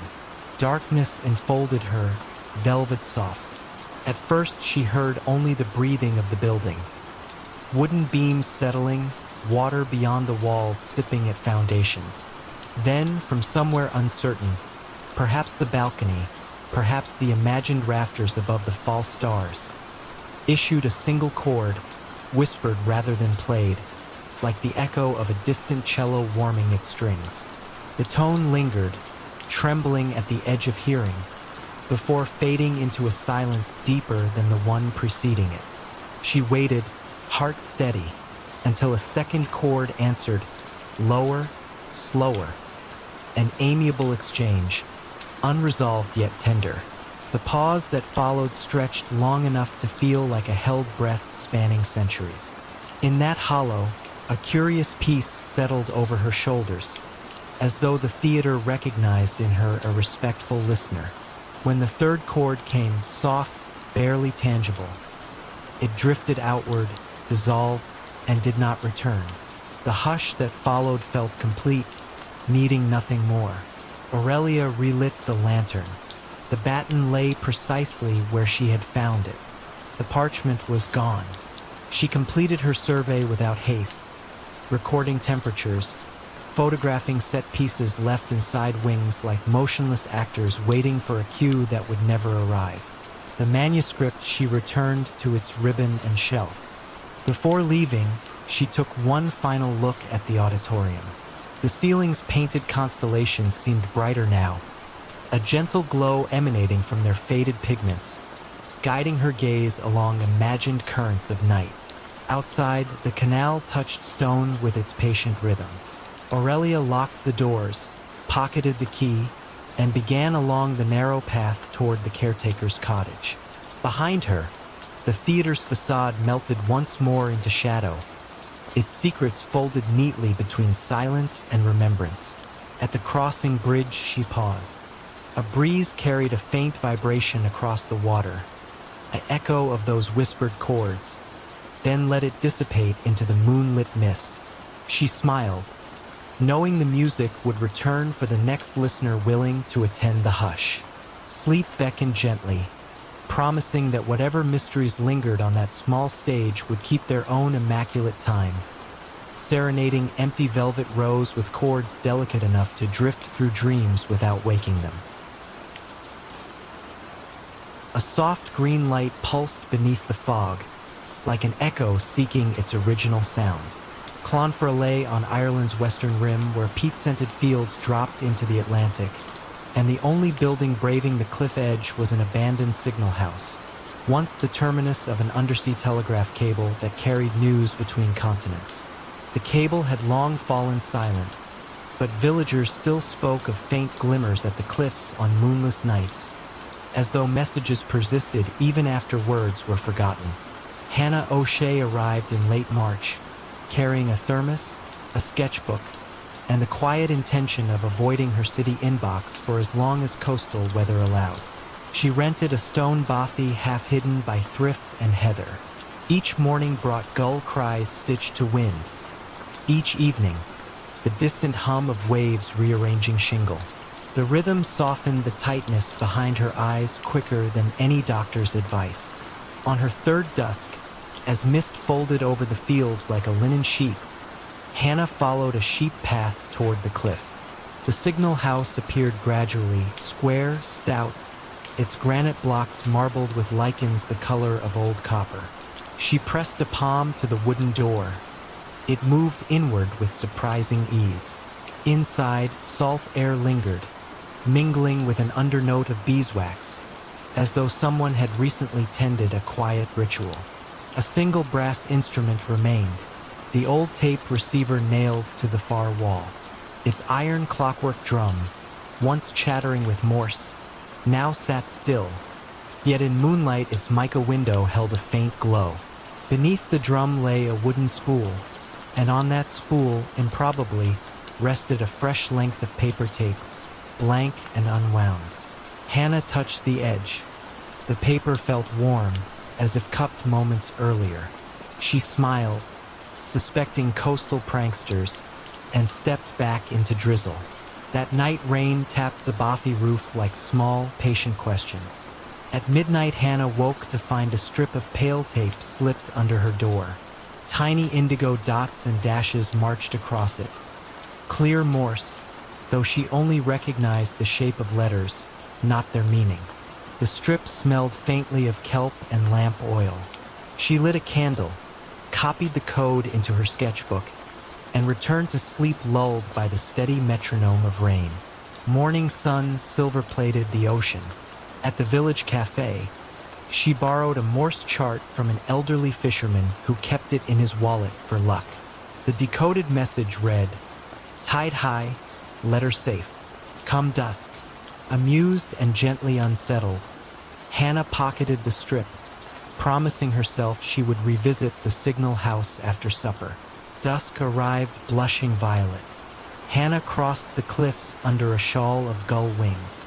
Inside the signal house, the drum now turned with silent grace, feeding tape through unseen gears. No key clicked, no relay snapped, yet the dots and dashes formed neat rhythms before her eyes. She watched until the strip ended, then tore it free. The message read, "If you keep watch, we keep time. Ink waits in the drawer." A shallow drawer beneath the bench slid open at her touch. Inside lay a fountain pen and a small bottle of cobalt ink. A brittle ledger, spine cracked but pages blank, rested beside them. On the inside cover someone had written, tied letters, keepers and finders. Dates spanning a century followed, each with 2 columns, incoming and response. The most recent line belonged to 1972. After that, blank space waited like calm water. Hannah dipped the pen and wrote the date, then added under response, "Watching." She capped the ink, feeling the house exhale, a breath she sensed more than heard. Outside, the green light blossomed briefly through fog, as though acknowledging receipt. Over the next week, a gentle correspondence unfolded. Each midnight, another strip of tape slid beneath her door, sometimes damp with sea spray, sometimes crisp as parchment left near a stove. Messages whispered of tide heights, wind shifts, constellations hidden above cloud. She answered in the ledger at dusk, her handwriting slowing to match the patient cadence of surf. Questions crept in. Who sends the tape? The response, coded, arrived 2 nights later. The sea remembers every word. We only lend it a voice. Storms rolled in, low and thundering. Windows rattled, but the tape still found her, edges rimmed with salt crystals. One message read, "Cable phrase at Western Trench. Need witness when moon is new." The request felt neither urgent nor benign, simply inevitable. On the appointed night, Hannah stood on the cliff, black water yawning below. Foam trails glowed faintly, tracing a submerged line that pulsed toward the horizon. For one long moment, she sensed the cable itself breathing, fibers straining to share weight it could no longer keep secret. Then darkness settled back, and she returned inland carried by the hush of knowledge too deep for words. Her ledger reply was short, witnessed, hold steady. After the storm season broke, tourists began to trickle through the village, their chatter bright and quick. Hannah knew her leave would soon end. She walked to the signal house for a final dusk visit. The tape drum sat idle, its mica window dim. In the ledger, beneath her last entry, new ink glistened. Time turns, tide returns, keep the door unlatched. She added beneath, door unlatched. Thank you for the quiet. Before leaving, she placed fresh ink and paper in the drawer, folded the blanket she had brought against cold nights, and wedged the door open just enough for salt wind to wander through. On the path back, she glanced toward the cliff edge. A soft green pulse answered, brief but certain, like a lighthouse whose beam was meant solely for those already safe on shore. The following morning, she boarded the bus east. As fields rolled by, she reached into her coat pocket and found one last strip of tape she had not noticed before. The code translated simply to "carry calm." She folded it into her diary, feeling the gentle weight of unsent words settle into quiet certainty. And far behind her, The cable beneath Atlantic waves held its steady breath, waiting for the next keeper who might pause to listen when fog and night conspired to speak. The village of Saint Roche lay folded among low Provençal hills, its stone lanes warmed by centuries of sun. Yet tonight a muted coolness drifted in from the fields. Shadows lengthened across shuttered cottages, carrying the faint scent of crushed time. Above the tiled roofs, the abandoned Monastère de Trois Sources rose like a pale memory, arches silvered by moon-ready light. Although the monks had departed decades ago, travelers still spoke of quiet footprints and candle glow glimpsed through broken cloisters when evening settled. Émile Durant arrived on foot, coat brushed with road dust, carrying a leather folio and a single fountain pen. The village mayor had written him with polite urgency. Lost hymnals had surfaced in the monastery library, pages fragile as moth wings, and required a careful hand. Émile agreed, drawn by the chance to listen for echoes in forgotten halls. He found lodging above the bakery, where warm bread cooled on wide oak boards. Madame Lavelle offered him lavender tea, then pointed toward the hillside path. "Go before full dark," she murmured. The stones dream more softly then. He started at twilight, feet crunching along a chalky track lit by dusky gold. Crickets kept a measured cadence, leaving ample space between their songs. Midway, a small spring bubbled beside a fig tree, its water clear, its voice subdued, as though reciting prayers. Émile paused, knelt, and touched the surface. The ripples traveled outward in perfect circles, slow, deliberate, like breath before sleep. The monastery gate, wrought iron faded to moss green, stood slightly ajar. A sigh of wind moved through, lifting a dry leaf that spiraled upward, then settled again. Inside, the main courtyard opened wide to the sky. Cloister arches framed pockets of shadow where vines climbed with patient insistence. Marble benches lined the walk, edges worn smooth by silent congregations of time. Somewhere deeper, a single bird called once, a soft note, then fell still. Émile's lantern cast amber ovals along the flagstones. He followed the corridor toward the scriptorium, guided by memory of monastic plans he had studied in dusty archives.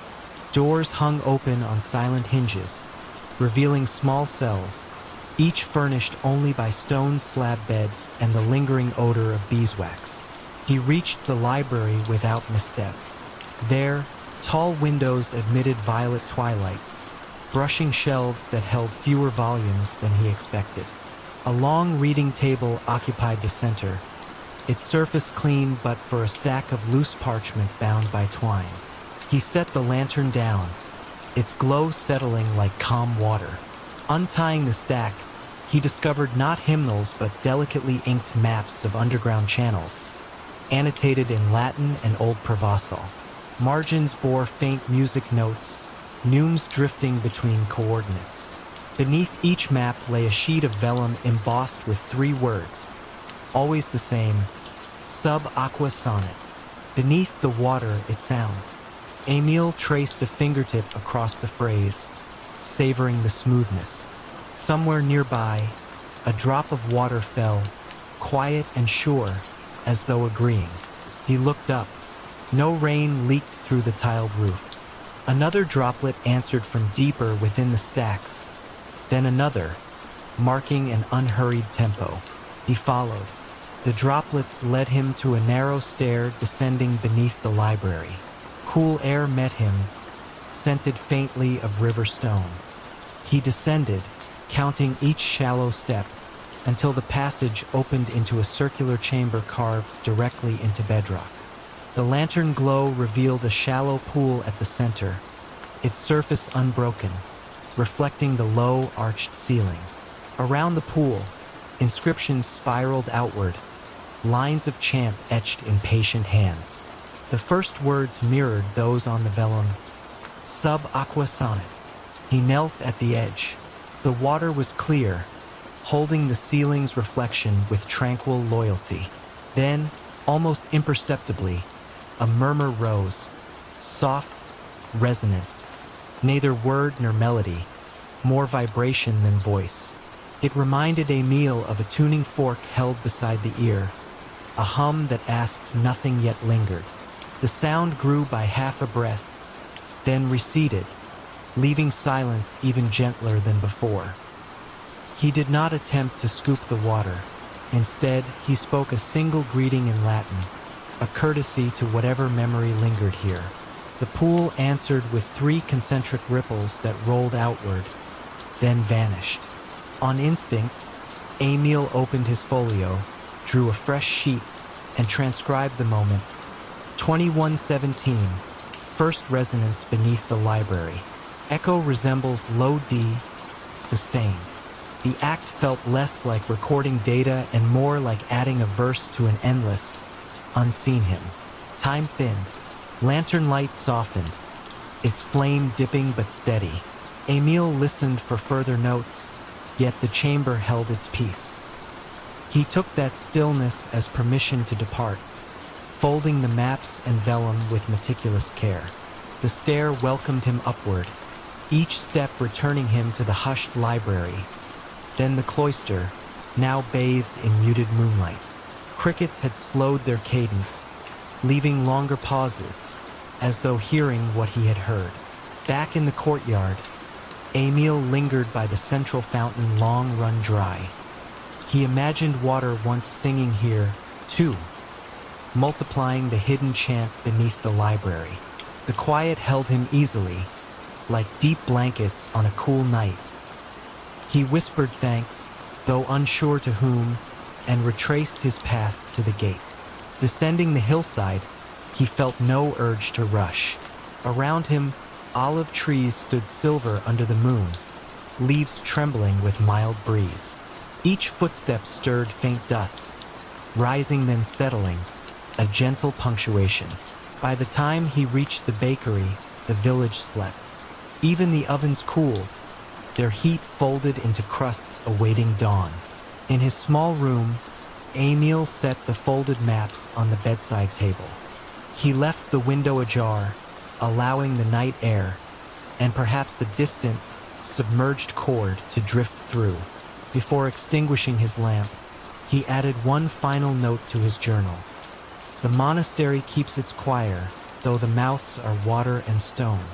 I was merely audience. Lying back, he felt the hush of Saint Roche settle around him, steady, composed. Somewhere beneath the hills, a deep note might have thrummed again. But if so, it joined his dreaming, cradling him toward sleep with the promise that some mysteries prefer to remain half-heard, half-sung, forever carrying their gentle resonance just below the surface of the world.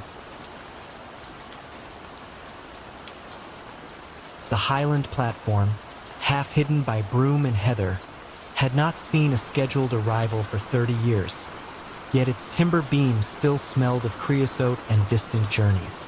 Wind slipped through broken panes in the signal box, carrying peat smoke from scattered crofts and the low murmur of the nearby lock. On most nights, only owls kept watch, but tonight an archivist named Noir stepped from a modest hire car, her breath hanging pale in the lantern glow. She had driven north at the request of the Rail Heritage Trust, tasked with surveying line records rumored to remain in the old parcel office. The work sounded straightforward, yet the letter hinted at something quieter. Unsent dispatches, perhaps, or manifests written in a hand no one could place. Nora enjoyed such gentle puzzles. She fetched her satchel, locked the car, and followed a gravel path softened by moss toward the waiting room door. The door yielded with a civilized sigh. Dust and cold greeted her, not brusquely but with the steady patience of places unused to company. She set her lantern on the ticket ledge, its mellow light revealing benches scarred by initials, a schedule board frozen on 1947 Inverness, and a brass bell labeled Ring for Porter that retained a faint, expectant shine. Beyond an archway, the parcel office waited, shut by a sliding hatch. Nora stepped through. The wooden floor flexed once, then settled. She slid the hatch upward. Stale air drifted out, tinged with cedar and faint engine oil. Stacked crates lined the walls, each stenciled with dates ending in 1953. Yet the ledger on the counter bore entries well into the 1970s. She ran a finger along the columns. Names of villages long since unserved appeared beside precise weights and times of dispatch. Each entry ended with a small circle drawn in red ink, delicate, almost ornamental. A soft vibration caught her attention, barely more than a rumor of sound, from beyond a narrow corridor at the back. She listened, but nothing followed, only the wind tracing eaves. She jotted a note, then opened the nearest crate. Inside lay parcels wrapped in brown paper, tied with cotton twine, addresses lettered in a graceful looping style. The string had not frayed, the paper not yellowed, as though packed that very morning. She lifted one addressed simply to Mrs. I. McLeod, Platform Cottage, though no cottage stood within miles. She set the parcel back, respectful, and moved toward the corridor. It led to a short flight of steps descending beneath the station, likely to the ammunition store repurposed during the war. The air grew cooler, more mineral with each tread. Her lantern painted gentle crescents along curved walls until she reached a chamber about the size of a garden shed. Shelves lined three sides, yet only one item rested there. A brass pocket watch, lid open, hands halted at 2:14. Beneath it lay a folded timetable printed on silk, the fabric so thin the lantern light passed through, illuminating ghostly lines of type. She read the header aloud, Night Freight 414, effective only under new moon. The sheet listed 3 stops, Glenraig, Kelda Ferry, and a final destination simply noted as return. No dates, no years. She refolded the timetable with care, slipped it into her satchel, and examined the watch again. The second hand, though motionless, looked poised to start at any moment, like a held breath. From above came the faintest tremor, a muted rustle of gravel as though boots crossed the platform. Nora extinguished her lantern on instinct, letting darkness settle. In that hush, a distant whistle floated through the stone like a memory recalled, thin and perfectly pitched. It did not startle her. Instead, it felt curiously reassuring, the way a lullaby might pass through a door half closed. She waited, counting heartbeats until the sound ebbed, then lit the lantern once more. Returning upstairs, she found the parcel office unchanged, yet the ledger now lay open to a fresh page. Ink, still glistening, spelled her own name beside the red circle. N. Dewar, 214. The pen rested exactly where the signature ended.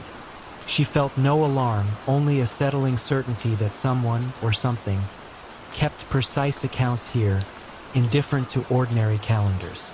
She closed the ledger gently, traced the circle with a fingertip, and looked toward the platform. Moonlight revealed rails rusted but intact, stretching north into a shadowed cutting. Beyond, the locked surface shone pewter, unruffled. She stepped outside, letting the door fall silent behind her, and walked the length of the platform, lantern low. A faint smell of steam drifted on the air, though the night remained cool and engines silent. Near the signal box, a telegraph key, long frozen, caught the lantern light. She touched it. The lever moved with surprising ease, clicking once, then settling. At that instant, the rails vibrated, subtle, like catgut under a bough. Nora stood still, balanced between questions and calm. The vibration grew neither louder nor fainter, simply present, steady. She understood then that the station's task had never ceased. It had merely slowed its breathing, waiting for someone willing to listen. She returned to the waiting room, closed the parcel office hatch, and wrote a brief note for the trust. Records intact, parcels undisturbed, operations ongoing. She hesitated over the last word, then left it. On the ticket ledge, she placed the pocket watch, lid open, so that any who entered might notice the hands resting at 2:14. The lantern she extinguished, allowing starlight to drape the benches in soft silver. Outside, her car waited, engine still warm from the drive. She did not turn the key immediately. Instead, she sat with windows down, hearing wind, water, and only once, the faint chords of a diesel horn carried from somewhere beyond the ridge. It lingered, then faded like a story told just past waking. She smiled, started the engine, and eased the car back onto the single-track road, leaving Glenraig to its measured night. Behind her, the station lights, never wired to electricity, glimmered for a brief moment, as though a train had indeed pulled in and opened its doors. Then the glow receded, returning the platform to shadow and the ledger to its silent arithmetic. Nora drove on, feeling unhurried, sustained by an inexplicable certainty. Some journeys run best when timetables drift, and some packages arrive precisely when the world is most ready to receive them. The antique map showed streets that had never been built and a river that had changed its course 50 years too soon. Professor Julia Brennan found the map in a collection donated to the University of Vermont's Geography Department. It was beautifully drawn on heavy parchment, depicting the town of Millbrook, Vermont, in exquisite detail. The cartographer's signature in the lower right corner read, M. Thorne, 1952. What puzzled Julia was the map's impossible accuracy about things that hadn't yet happened. It showed the bypass highway that wasn't built until 1967. It depicted the shopping center constructed in the 1980s. Most remarkably, it showed the Millbrook River following a channel it had only carved after the Great Flood of 1978. Julia had been researching historical cartography for her dissertation on how maps reflect both geography and aspiration. This particular map seemed to document not the past, but somehow, impossibly, the future. She drove to Millbrook on a gray October afternoon to investigate. The town sat nestled in a valley between gentle hills, its main street lined with maple trees that had turned brilliant shades of gold and crimson. It was exactly as depicted on the mysterious map, down to the smallest details. At the Millbrook Historical Society, Julia met Mrs. Eleanor Whitman, a woman in her 70s whose family had lived in the area for generations. M. Thorne, Mrs. Whitman repeated, adjusting her reading glasses to examine the map Julia had brought. Oh my, yes, that would be Margaret Thorne. She was quite the local character. Spent most of her life drawing maps of places around here. Can you tell me about her? Mrs. Whitman led Julia to a display case in the corner of the small museum. Inside were several maps, all bearing the same signature and displaying the same impossible prescience about future developments. Margaret was born here in 1923, Mrs. Whitman explained. Her father was a surveyor, and she learned the trade from him. But Margaret's maps were unusual. She would spend weeks walking every inch of the area she was documenting. People said she could sense things about the land that others couldn't see. Julia examined the maps in the display case. Each one showed a different area of Vermont, and each contained details that shouldn't have existed when it was drawn. A map dated 1954 showed ski trails that weren't cut until the 1960s. Another from 1948 depicted a lake that was created by a dam built in the 1950s. Did anyone ever ask her how she knew these things would be built? Mrs. Whitman smiled, the expression carrying decades of fond memory. Oh, people asked. Margaret would just say she drew what the land wanted to become. She claimed she could see the potential in every hill and valley, every bend in the river. Is she still alive? Margaret passed away in 1985, but she left quite a collection of maps. Her daughter Caroline inherited them all. Julia felt a flutter of excitement. Does Caroline still live in the area? She does indeed. Lives in her mother's old house up on Birch Hill Road.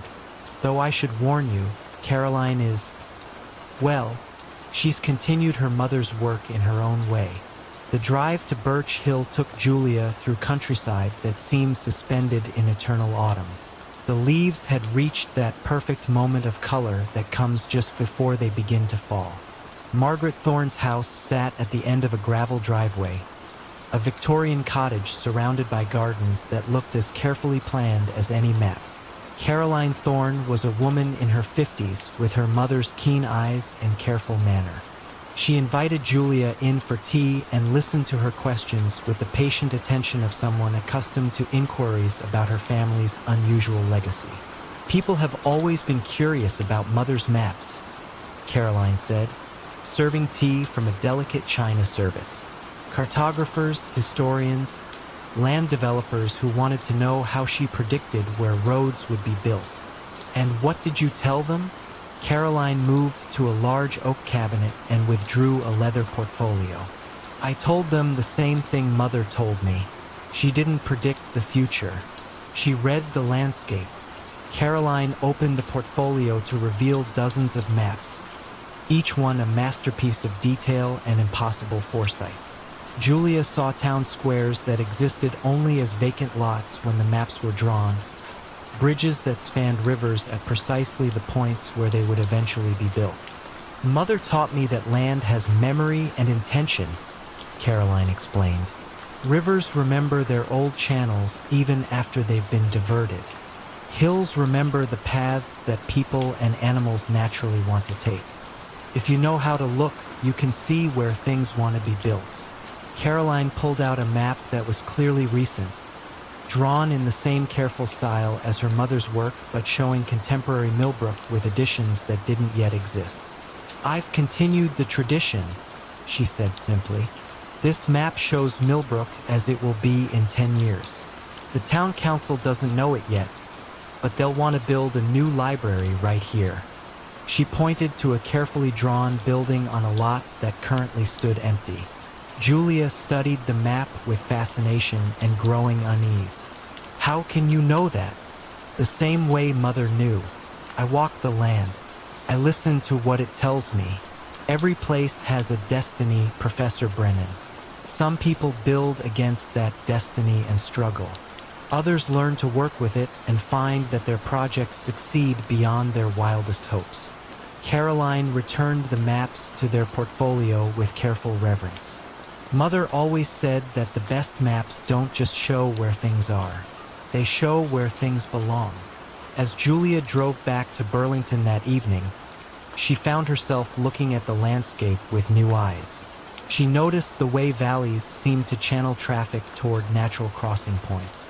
She observed how hilltops invited the placement of houses and how rivers carved paths that seemed to anticipate the bridges that would eventually span them. When she returned to her research, Julia approached her dissertation with a different perspective. She began to write about maps not as static documents of what exists, but as conversations between human intention and the subtle preferences of the land itself. And sometimes, late at night when she was working on her research, Julia would think about Margaret and Caroline Thorne walking the hills and valleys of Vermont, reading the landscape like a book written in a language only they could understand, drawing maps that showed not what was, but what was always meant to be. Snow drifted down in hushed, indecisive spirals, and the grand chalet of Sonnen seemed to breathe more slowly with every flake that touched its eaves. Perched above a narrow valley in the Bernese Alps, the chalet had once hosted winter artists' retreats, its timber balconies alive with laughter and the scrape of easels. Now, in early January, only 2 lights showed against the rising dark. One in the concierge's nook near the entryway, and one in room 17, where Mathilde Kramer unpacked sketchbooks she had not opened since autumn. She had come for a month of rest, a gift from her editor after deadlines had turned her nights thin.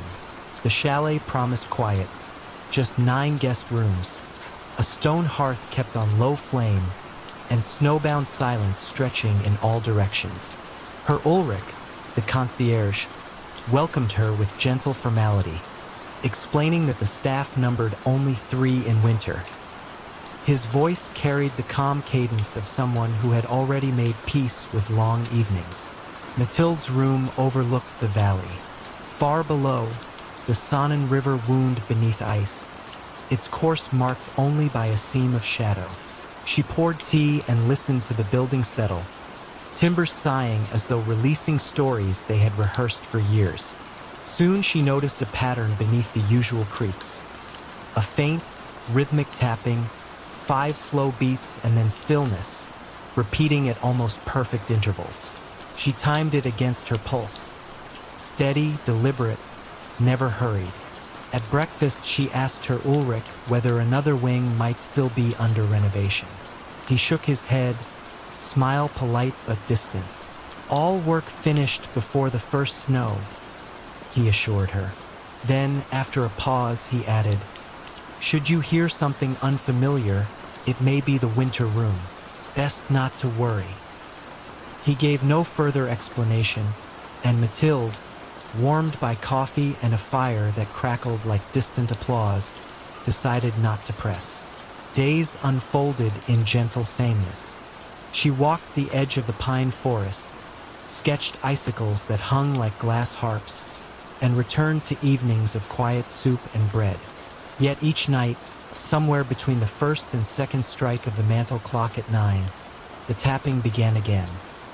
5 measured notes, almost hollow, as if knuckles met old oak, followed by silence just long enough to invite attention. On the 4th night, curiosity outweighed hesitation. She wrapped herself in a wool coat, lifted a small lamp, and stepped into the hall. Snowlight filtered through high windows, turning the corridor into a silver tunnel. Rooms 11 through 15 lay empty, doors locked. But beyond them, half hidden behind a carved screen, she noticed an unlabeled oak door. The tapping sounded once more, from the other side. "Good evening?" she called, voice pitched low out of instinctive courtesy. No reply came, yet the air felt thick with the sense of someone listening. She tried the handle. It turned, but the door would not move, as though sealed by something subtler than a bolt. Remembering Ulrich's words, she retreated, leaving the corridor to its hush. Next morning, a fresh card rested beside her plate in the dining room. "Madame Kramer, the library awaits at 10. Should you wish to work beside the south windows." No signature, but an embossed snowflake at the bottom suggested Ulrich's hand. She found the library bright and inviting, yet one shelf held only a single volume, a slim ledger bound in ivory vellum. Its title, pressed in barely visible silver, read "Guests of the Winter Room." Inside, the first page offered a simple instruction. "Record what you surrender, and the room will return what you have misplaced." Beneath lay rows of entries spanning 80 years. Some surrendered forgetfulness, others a weight in the chest, one simply restless midnights. The return column, however, was blank for every line, as though whatever was given back lived beyond the need for ink. That evening, Mathilde placed the ledger on her writing desk and stared at its emptiness. Snow whispered outside, a sideways lullaby. She wrote, "I surrender the urgency that robs evenings of their softness." The moment her pen lifted, a soft click echoed down the hall, the same 5-beat pattern, muffled yet inviting. Lamp in hand, she approached the unlabeled door. This time it opened inward at the lightest touch, revealing a small octagonal chamber paneled in pale spruce. Frosted windows circled the upper walls, collecting moonlight until the air itself resembled still water. At the center stood a low table with 2 objects, a brass metronome ticking in that familiar quintuple pattern, and a closed sketchbook whose cover matched the one she had left in room 17. yet bore no charcoal smudges. She sat on the upholstered bench and opened the book. Inside were crisp, blank pages, but when she turned to the third leaf, she found a charcoal drawing already formed. Her own hand poised above a winter hillside, the gesture relaxed, patient. The lines carried a quiet confidence she had not felt in months. She touched the edge of the page. Charcoal did not smear. The metronome slowed, its ticks elongating until they matched her breathing, then stopped altogether. A gentle warmth rose through the floorboards, and for a moment she believed she heard distant bells buried under snow, chiming not a warning, but an assurance that time could, briefly, settle into stillness. She closed the sketchbook and felt the unfamiliar weight of unhurried possibility settle over her shoulders like a shawl. At breakfast she found no card, only her Ulrich's serene nod. She returned the ledger to its shelf, noticing her entry now carried a tiny silver checkmark in the return column. Beneath it, in handwriting not her own, one word appeared: softness. She smiled, understanding that the room had accepted her offering and quietly restored what had been misplaced. During the following weeks, she visited the winter room each night. Sometimes the table held a phrase she had forgotten how to write, other times a memory of mountains from her childhood. Each gift arrived without flourish, as natural as breathing. She never stayed long. The chamber seemed to prefer brevity, as though it operated at the border of sleep. When February's first thaw streaked the windows and her departure day neared, she wrote a final line in the ledger: I surrender nothing. I carry forward what was found.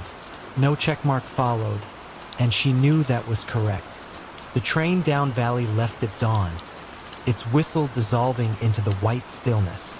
From her compartment, Mathilde glimpsed the chalet, small against the slope, a single window dimly aglow.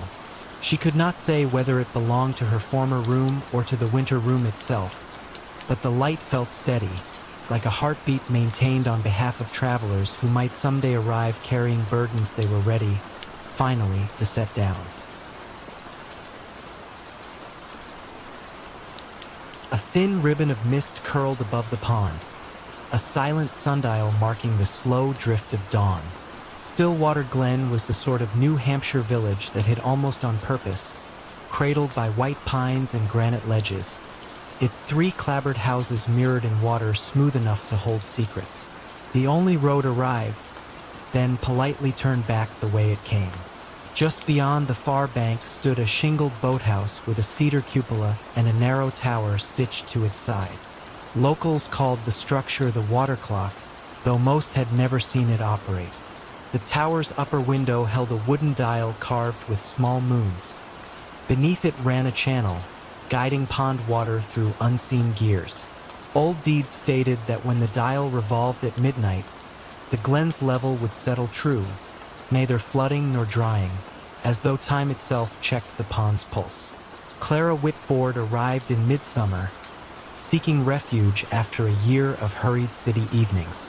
She rented the vacant lakefront cabin, bringing only field journals, her grandfather's pocket barometer, and a quiet wish for hours wide enough to unfold in. The first night, as frogs stitched soft patterns in reeds, she noticed the tower window pulsing with faint amber.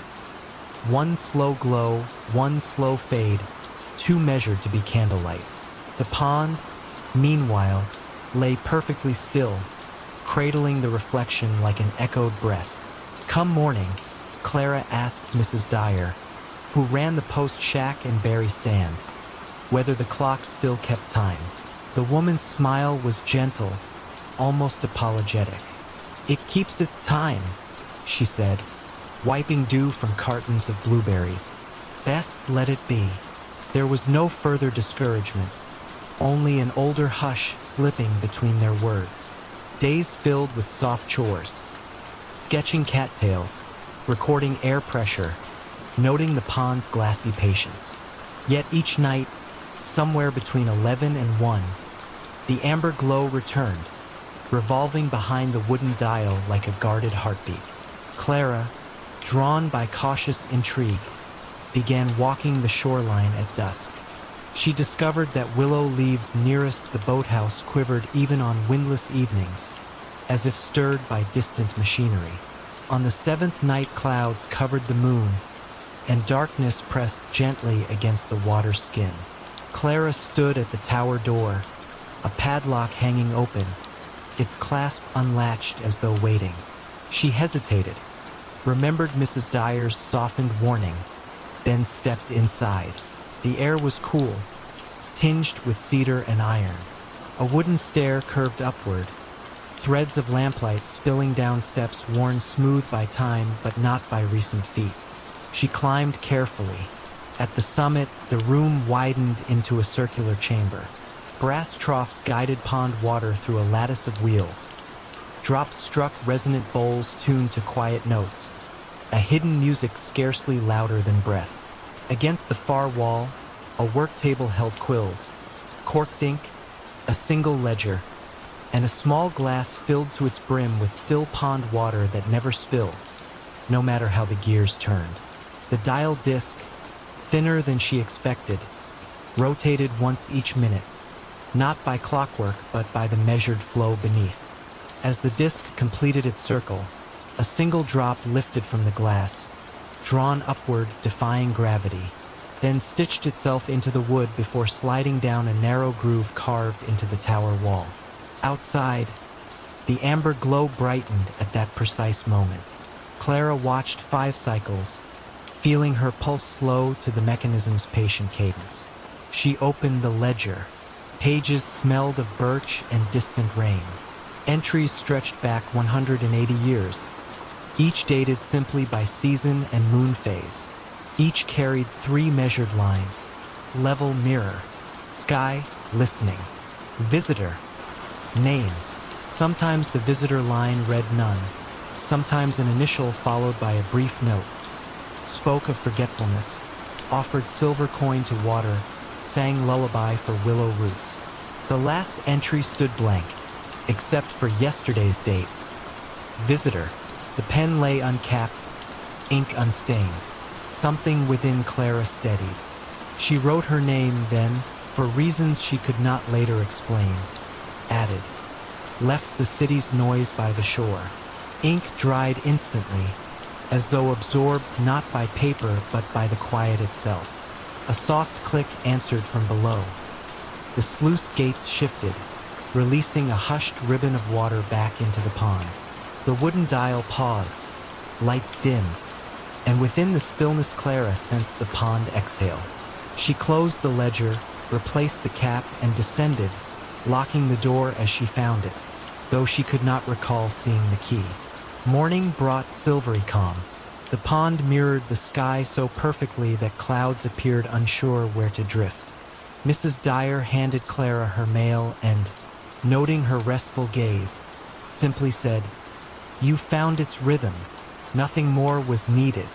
For the rest of August, Clara tended her studies yet surrendered her nights to the tower. Some evenings she merely sat in the chamber, letting the water music fold around her thoughts. Other times she penned small notations, heard grandfather's watch ticking in the hush, brought cedar shavings as thanks. Each visit closed the ledger line by line, sealing words into the Glen's quiet memoir. On the equinox, when early geese stitched wide verses across gray light, Clara prepared to leave. She entered the tower once more. The ledger waited open, new page unmarked. She wrote, "Visitor none, for now. Level, mirror. Sky, ready." A final drop rose from the glass and fused into the dial's grain. The amber glow softened to pale apricot, then faded altogether, as though the mechanism had folded into slumber until another seeker required its balance. At dawn she drove the winding road, mist unspooling behind her like thread from a calm loom. Passing the last glimpse of water, she noticed something. The pond reflected 2 skies, one dawn orange overhead, and one slightly deeper blue beneath, layered as carefully as pages in a closed book. She felt no need to puzzle it out. Stillwater Glen would keep its own equations. Far off, perhaps in late hours she could no longer measure, the wooden dial surely resumed its turn, water and time whispering through cedar veins. And somewhere in the ledger a blank line waited, poised between mirror and sky, listening for the next quiet name to complete the pond's gentle arithmetic.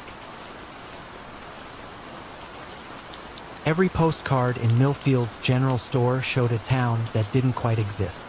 Sarah Chun discovered this during her first week as the town's new librarian. She had stopped at Henderson's general store to buy stamps and noticed the rotating rack of postcards near the register. The images were beautiful Main Street bathed in golden autumn light, the old covered bridge reflected in still water, children playing in Memorial Park under trees heavy with snow. But something was wrong with each picture. The church steeple was too tall. The bridge had an extra arch. The park contained a gazebo that Sarah had never seen in her daily walks through town. "These are lovely," she told Mrs. Henderson, holding up a card showing the library where she now worked. In the image, the building had ivy climbing its walls and a garden full of flowers that didn't exist in reality.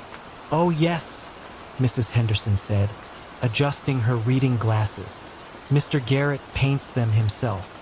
Been doing it for 30 years. Comes in every few months with a new batch." Sarah examined the postcard more closely. The signature in the corner read E. Garrett in small, precise letters. The painting style was realistic but soft, as if viewed through a gentle filter of memory or dream. "Where does he live?" Sarah asked. Mrs. Henderson paused, her hand hovering over the cash register keys. "Well, now, that's a good question. Somewhere out past Miller's Creek, I believe. He's not much for socializing." That evening, Sarah walked through town with several postcards in her pocket. She compared each painted scene with reality. The differences were subtle but consistent. Garrett's version of Millfield was prettier, more welcoming. Trees were fuller, buildings better maintained. The sky always touched with the warm light of either sunrise or sunset. Most strangely, the painted streets were populated with people Sarah didn't recognize. A woman in a blue dress walking past the hardware store. Children on bicycles that looked like they belonged to an earlier decade. An elderly man feeding pigeons that gathered around the town fountain. Sarah had lived in small towns before. She knew that in places like Millfield, everyone knew everyone else. But the people in Garrett's postcards were strangers to her. She began asking longtime residents about the postcard painter. The responses were always vague, tinged with the kind of uncertainty that suggested the speakers weren't entirely sure of their own memories. "Oh, Ethan Garrett," said Tom Bradley, who ran the hardware store. "Known him since I was young. Quiet fellow.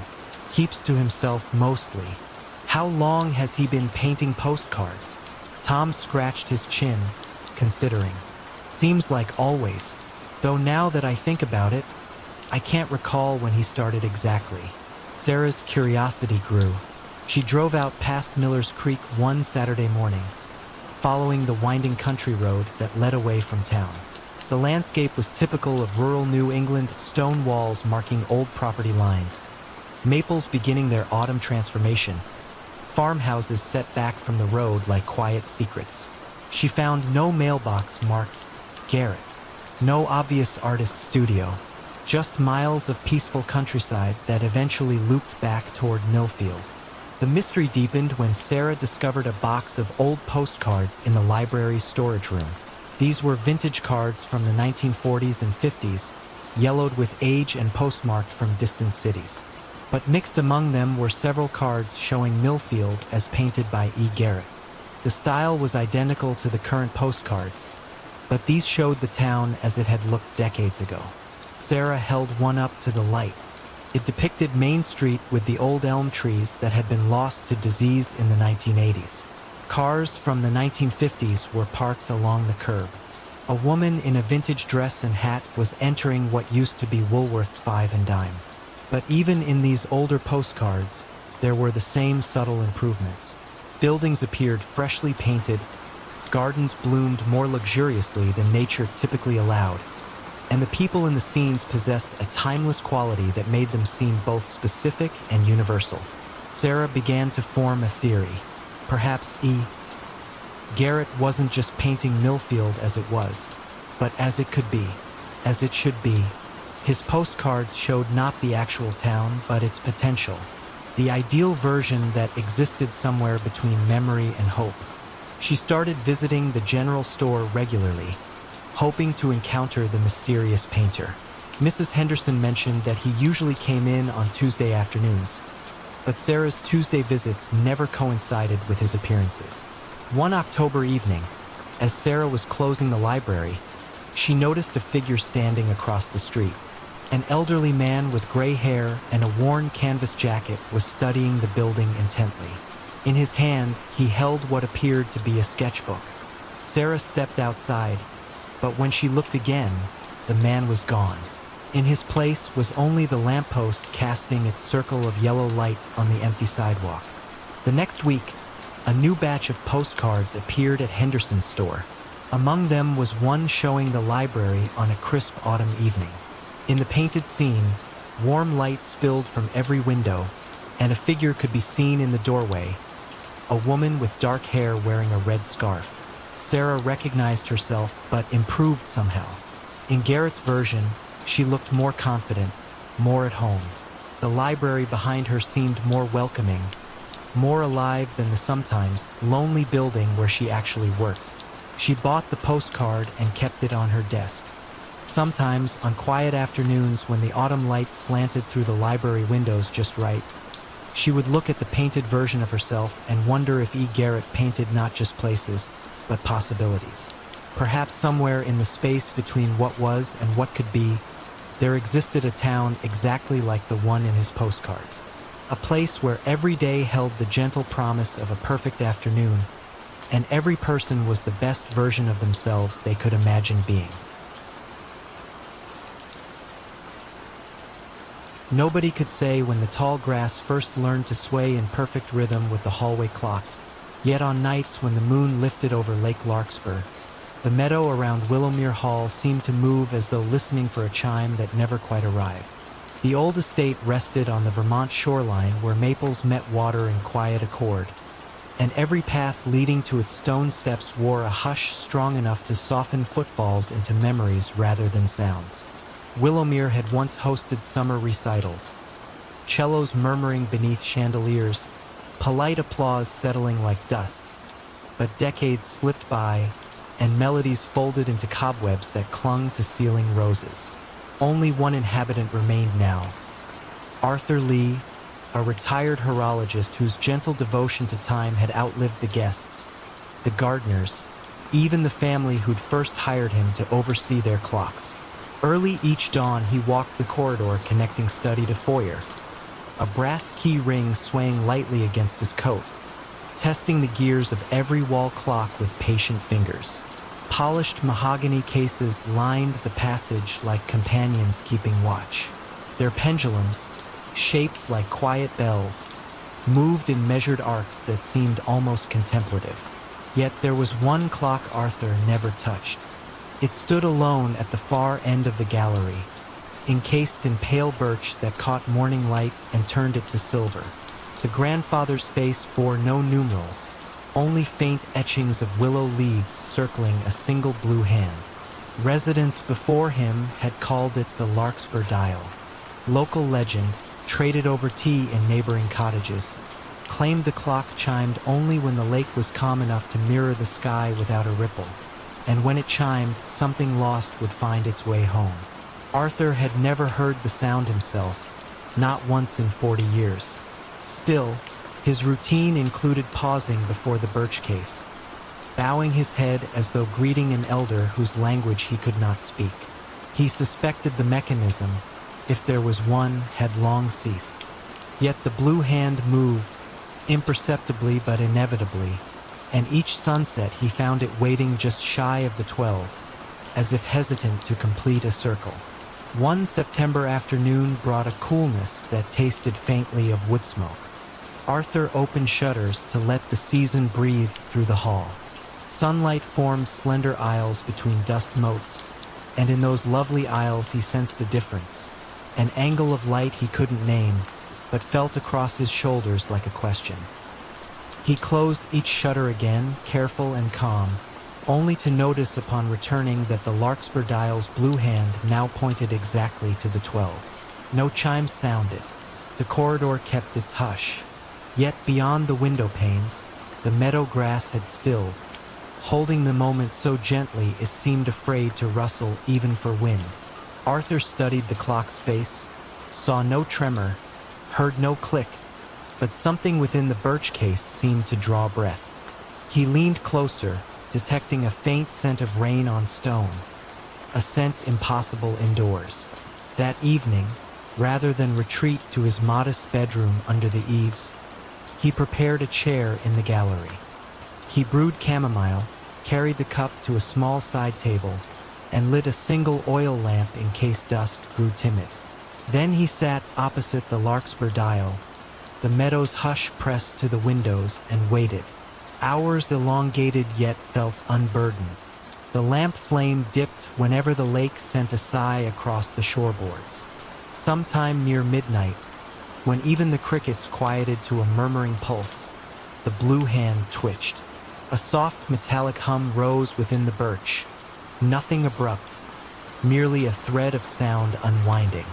Arthur exhaled, and at that gentle release the hum gathered warmth, swelling until it unfurled into a solitary chime.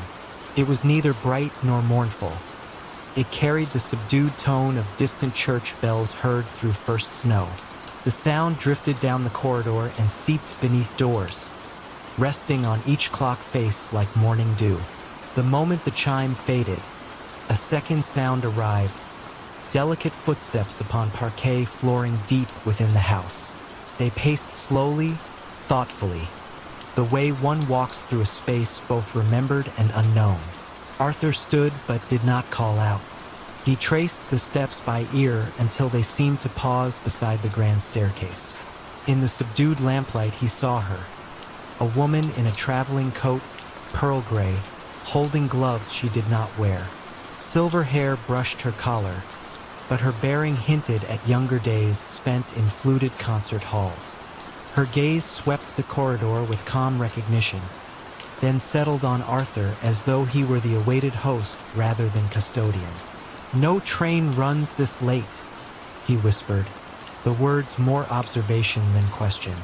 "I didn't travel by rail," she replied, voice threaded with the softness of turning pages.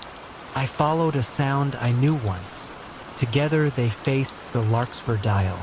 The blue hand remained at 12, yet the willow etchings glowed faintly, as if moonlit from within. She stepped forward, removed a slender brass key from her coat pocket, and offered it to Arthur. Its bow shaped a willow leaf, twin to those etched on the dial. "My father left this," she said. "He wished the hall to welcome us home only when we were ready to listen again." Arthur accepted the key without surprise. He had tended countless locks, but this one felt different, lighter than brass, almost weightless. He opened the case, revealing gears of glass that caught lamplight and shimmered like water. In the heart of the mechanism rested an empty cradle, waiting. He placed the key there, and delicate springs inhaled. The blue hand moved forward, and a second chime, lower than the first, traveled through floor and stone, drifting outside to the lake where it rippled the surface into rings that glimmered under the moon. From the shore, lanterns began to appear, carried by villagers who sensed the long silent bell. Feet padded across dew-cooled grass. Voices hushed in wonder. An unspoken invitation drew them nearer, yet no one crossed the threshold. They simply watched as light awakened in high windows, one by one, as though the house were remembering its own rooms. Inside, Arthur turned to the woman. "Will you stay? I believe the hall asked the same," she answered, eyes misted with tired gratitude. She set her gloves on the chair, the gesture small but decisive. and together they listened to distant clocks reset themselves, gears slipping into newfound ease. Outside, the meadow resumed its gentle sway, no longer bound to unanswered longing. The ripples upon Lake Larkspur widened, then settled, mirroring stars so clearly that the night seemed deeper yet kinder. And within Willowmere Hall, the Larkspur dial kept time not for departure, but for arrival, its chime now a promise that whatever drifted away might someday return, unhurried and whole when the hour and the listener were quiet enough to receive it. Fog drifted from the river like pale silk, pouring between hedgerows and creeping up the wide stone steps, as though intent on entering with the arriving dusk. The ancient manor, tucked into the Welsh borderlands, had always seemed to breathe in rhythm with the weather, exhaling faint drafts through keyholes and floorboards. Tonight, its windows glowed a muted amber, and the faint silhouette of a woman could be glimpsed in the upper corridor, pausing, listening, then moving on. No carriage wheels rattled along the lane. No birds called from the bare oaks. All was folded into a gentle quiet, poised delicately on the edge of sleep. Madame Rowena Price, recent inheritor of the estate, had returned after years abroad. Her companions whispered that she walked as though memories brushed her sleeves, pausing to touch banisters or fading tapestries the way some stroke the rim of a half-remembered tune. She gave few instructions to the small staff, only that fires be kept low and lanterns shaded. Even the clock in the music room had been wound down to silence. At nightfall, she asked the housemaid, Ellen, to leave the gallery doors ajar so that any sound drifting from the old wing might find its way out, like a caged bird seeking the night. Ellen herself had grown within earshot of local legends. As a child, she was told that GWIRDD Hall had once been a refuge for Jacobite sympathizers, that its library concealed a hidden stair to the river. Yet those tales felt distant compared to the softer things she sensed now. A faint smell of violets where none were kept, a low creak in the study at the same hour each evening. Rowena seemed to court such murmurs, wandering the halls long after candles should be doused, pausing at locked doors as though deciding whether to knock. On this particular night, snow began to fall, small, soundless crystals that thickened the air. Ellen stood at the kitchen window, palm warming the glass, and watched the yard fade to pearl.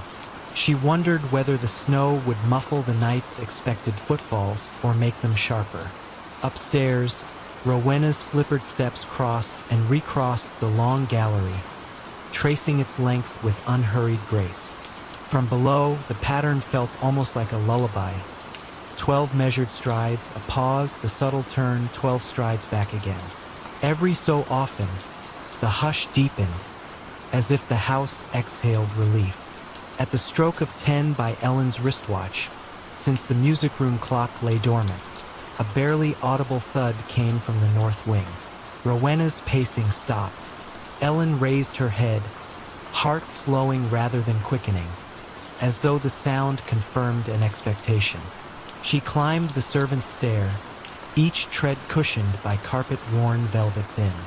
At the top, she found Rowena framed by the landing window, gaze fixed on the corridor leading to the locked nursery. Snow light silvered her profile, lending her an almost translucent sorrow. "They have arrived," Rowena murmured, not turning. Ellen did not ask who. The words felt like a bell note fading over water, a signal understood without explanation. Together they moved toward the nursery door, its brass handle dulled with age. No key had been found since Rowena's return. Still, the lock slid free at her touch, as though consenting to her presence. Inside, the air held the hush of rooms left intact for decades. A small oak cradle beneath embroidered drapes, a rocking horse frozen mid-prance, a patchwork quilt folded with careful finality. What drew their attention lay upon the windowsill, an envelope the color of old parchment, unmarked and thin. Rowena lifted it carefully, holding it to the lamp. The seal, once crimson, had faded to rusty rose and bore a sigil. A simple sprig of lily of the valley. She did not break it. Instead, she pressed the fragile paper to her heart and closed her eyes.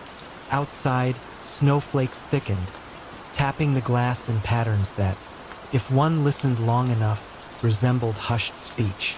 Ellen felt no impulse to intrude. She studied instead the faint impression of footsteps in the room's thin dust, leading from window to cradle, cradle to doorway. They were not hers nor Rowena's, and their light scuff suggested slippers rather than boots. The prince paused by the cradle where a small silver rattle had been set upright, faintly tarnished, but gently ringing now under no visible hand. A single note shimmered through the chilly air, then softened into silence again. Rowena addressed the empty cradle with the tender gratitude of a host greeting a late-arriving guest. "You kept your promise," she whispered, words meant for ears unseen. She placed the sealed envelope inside the quilt's folded corner, smoothing fabric as a mother might. The room's temperature seemed to rise by a breath, enough to dispel one's urge to shiver. Even the long idle rocking horse gave a subtle sway, as though nudged by a departing child. They left the nursery door partially open upon exiting. Neither woman felt compelled to speak. Down the corridor, the grandfather clock resumed ticking though no hand had wound it, the pendulum swinging with a calm, measured grace. In that quiet rhythm, Ellen sensed the house settling into contented rest, its long-kept secret finally acknowledged rather than solved. Later, Ellen lay in her attic chamber beneath the eaves, listening to the snow hush the world outside. She considered the footprints, the letter, the cradle's faint rattle, and realized the mystery comforted rather than troubled her. GWRD Hall seemed less haunted than fulfilled, as though something that had lingered between worlds now found its place in the cadence of night. Rowena, in her own suite, extinguished the last lamp. Before sleep claimed her, she pictured the envelope waiting in the cradle, untouched yet undeniably present, like a final stanza of a lullaby sung across generations. Downstairs, the fire sank to embers, sending a single curl of smoke toward the dark beams overhead. And the valley, wrapped in falling snow, held the manor in its silent embrace, content with secrets that whispered only softly, so softly, in the gentle company of dreams. Moonlight slipped through the cracked skylight like a pale quill poised above open parchment, and the old Briarwood Library seemed to inhale the faint ink of night. Nestled on the edge of the Adirondack foothills, the building stood apart from the small town it served, tucked behind sugar maples whose branches crossed like quiet guardians. The lane that reached it curved gently, discouraging haste, and ended in a circle of gravel where visiting cars gathered a soft coat of silver dust before departing again. For nearly a century, the library had opened from 10 until 6, Monday through Friday, and then yielded its hush to crickets and wind. Yet residents whispered that some evenings, long after lights were doused, one lamp relit itself in the archive room and pages turned with no visible hand. Children dared one another to peek through the high windows, but the distance, and perhaps a sense of courtesy, kept them away. In early November, Eleanor Hayes arrived from Albany to catalog a bequest of rare folios, her first assignment since a spell of convalescence. She carried the quiet of recovery within her, a measured stillness she hoped Briarwood might understand. Miss Lowell, the head librarian, greeted her with a smile that had the texture of worn silk and offered a small office under the eaves. "The workroom is yours as late as you like," she said, "though I advise locking up by dusk." The comment floated between hospitality and caution. Eleanor accepted it without question. Her days unfolded in comforting routine. She rose before dawn, walked the perimeter path where frost outlined every fallen leaf, and entered the archive as shafts of early light settled on cedar shelves. The folios themselves, botanical studies, travel journals, letters bound in faded green ribbon, released scents of bergamot, pine resin, and distant rains. She catalogued meticulously, but a slender ledger stitched in pale calfskin eluded any entry. Its pages were blank save for the watermark of an unfamiliar moon crest. Each time she set pen to it, the nib hesitated, as though ink refused to claim the paper. On her seventh evening, dusk arrived with a hush deep enough to blur the boundary between inside and out. Miss Lowell had left early for a town meeting, leaving Eleanor alone with the building's wooden size. She meant to finish labeling herbarium plates, yet the calfskin ledger drew her attention. A thin beam of moonlight, filtering through the skylight, touched its cover precisely where the crest lay embossed. The silver outline brightened, and a single line of handwriting surfaced on the first page, delicate as frost on glass. Attendance recorded by lunar hour. Do not disturb the silence between names. Eleanor blinked, half believing she had nodded into a dream. She brought the ledger under the desk lamp, but the ink retreated, leaving the page blank once more. A hush, deeper than the library's usual nighttime calm, settled over the archive. Then, from the floor below, came the muted click of a date stamp and the soft scrape of a return cart. She descended the rear staircase. The main reading room lay in low amber glow. One lamp burned beside the long oak table. Beside it stood a tall gentleman in charcoal overcoat, back turned, consulting the card catalog with unhurried grace. His movements bore the cadence of old manners, sleeves whispering against wool as he slid a drawer closed. Eleanor stepped onto the carpet, and though her footfall was slight, he spoke before she could announce herself. "There's room enough for two," he said, voice resonant yet calm, as though they were long acquainted. "The collection prefers gentle company." She found herself replying softly, "The library is closed." "Closed to daylight concerns, yes?" he answered, lifting a card to the lamplight. "Open to its own hours afterward."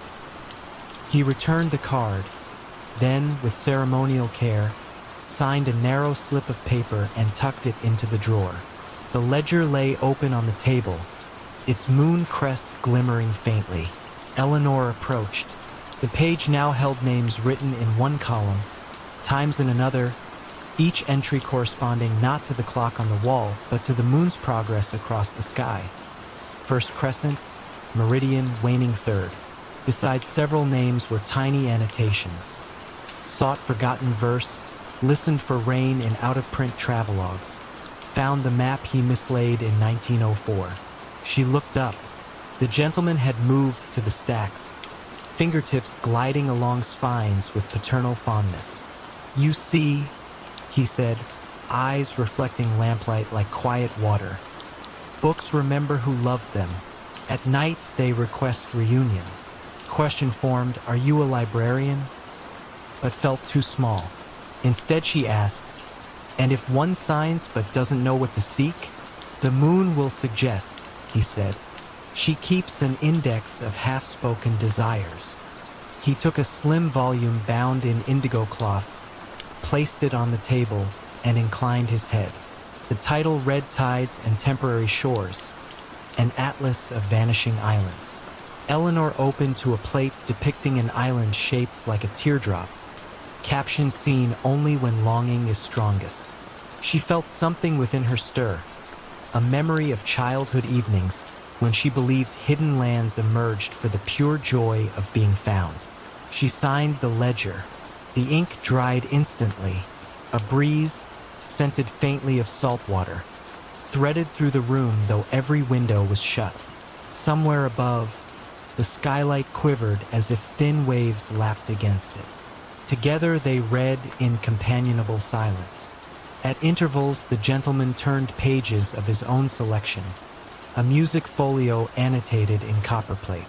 The hours unfolded without urgency, measured by the slow sweep of moonlight across ceiling beams. When the first pale blush of dawn slipped behind the drapes, he closed his book. "Until the next lunar hour," he murmured, placing the volume on the return cart. He donned his overcoat, and before stepping into the dim corridor, added, "Leave the ledger where it wishes to rest." His footsteps faded like a line of poetry remembered upon waking. Eleanor touched the moon crest. The ledger closed of its own accord, pages settling with the softness of wings. She replaced it in the glass cabinet, noting how the lock clicked gently, as though satisfied. When Miss Lowell arrived at 7, Eleanor was brewing coffee in the staff nook. She almost spoke of the visitor, the ledger, the salt-scented breeze, yet the morning light, practical and bright, made the tale feel less like fact and more like a gift meant to be handled privately. The calfskin ledger remained closed until moonrise, waiting, patient as a shoreline at low tide. Eleanor stayed on well beyond her assignment. Some evenings she signed the ledger. Some she merely walked among shelves listening for stories that hummed against the grain of oak. And in the town below, those who noticed her softened gaze after dusk simply assumed that Briarwood's quiet charm was doing its gentle work. Never knowing that within the library's lunar hours, islands appeared, forgotten verses found their voice, and a ledger of moonlit attendants kept careful, luminous watch over every seeker who dared to open its waiting pages. Mist drifted through the firs in languid skeins, softening every branch and hush-worn path that wound toward the old courthouse on the ridge. Once a fashionable spa, the stone villa now stood empty, shutters drawn like sleeping eyelids, its mineral springs long cooled. Tonight the air tasted faintly of pine resin and distant thunder, though no storm threatened. A single lantern bobbed along the track, carried by Matthias Engel, a translator sent to examine trunks of correspondence left behind by the last proprietor. His coat gathered droplets of mist as he climbed, yet the quiet held him lightly, as if the forest itself wished him gentle passage. At the wrought iron gate the hinges sighed, then accepted his push without protest. Ivy shivered across the rails, releasing the scent of damp earth. Inside the courtyard, gravel crunched underfoot in a rhythm that matched the faraway clock. For steps, a pause, another 4. Windows above showed neither candle nor reflection, yet Matthias imagined someone observing, not with eyes, but with the slow, patient awareness of a place remembering its purpose.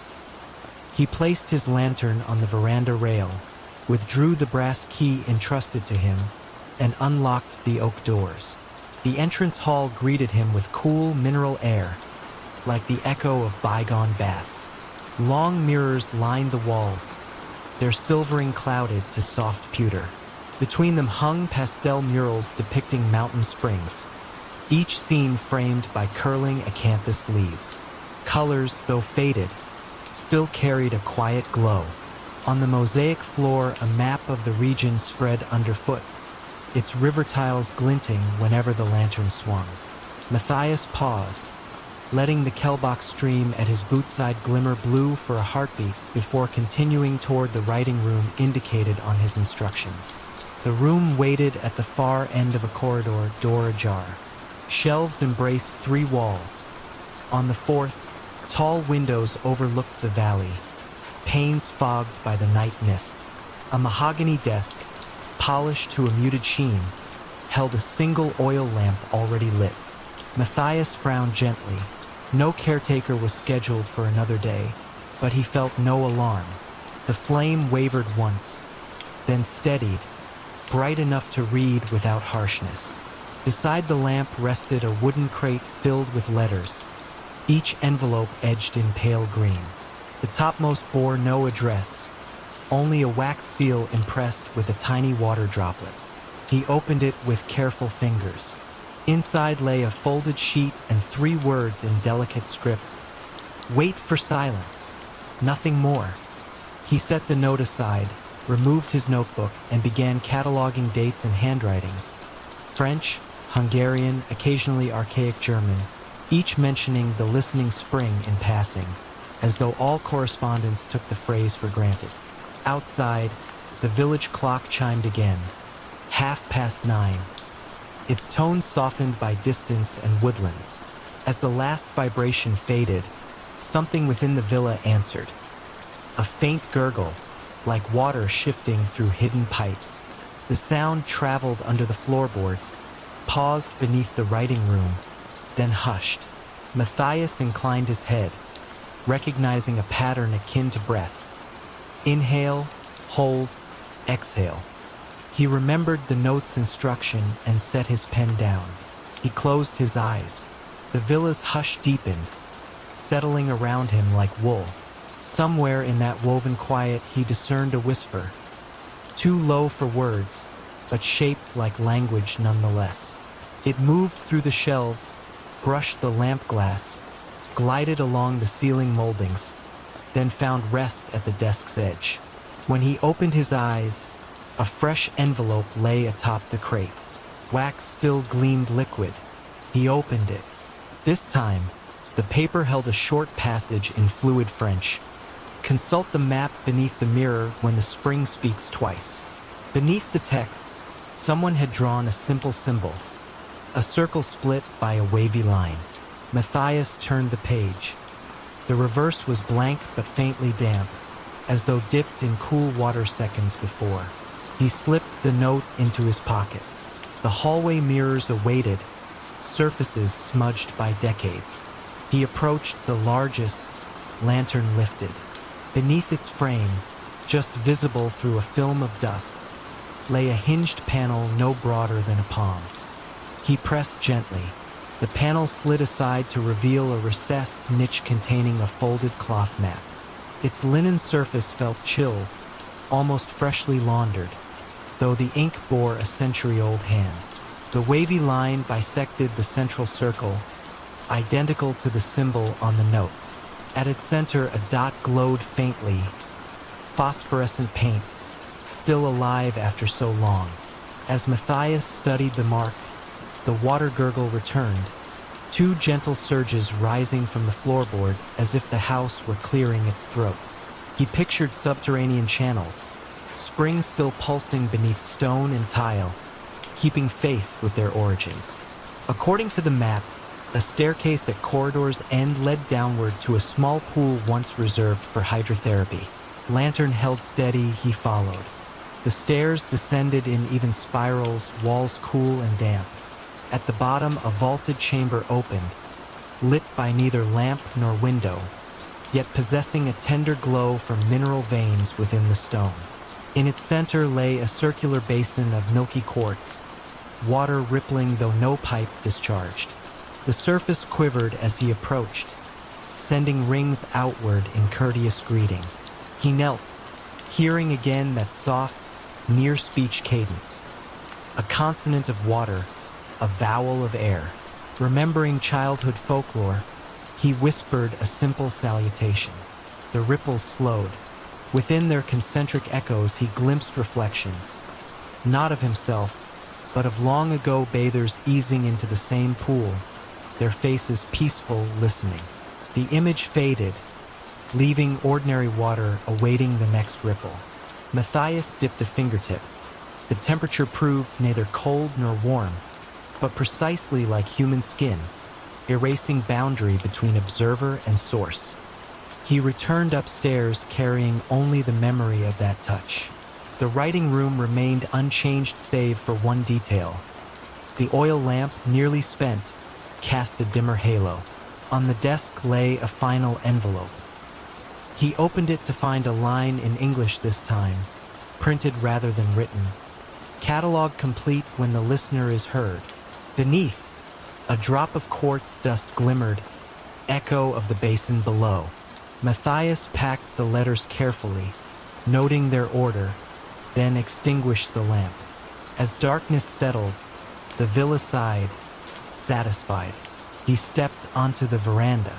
Dawn's first gray hinted behind the pines, and the air, though unmoving, carried the faintest murmur, two pulses of the hidden spring, answering one another beneath layers of earth and time. He closed the gate without hurry, lantern now dark. In the valley, the village clock marked 6 o'clock, each chime tempered by morning mist.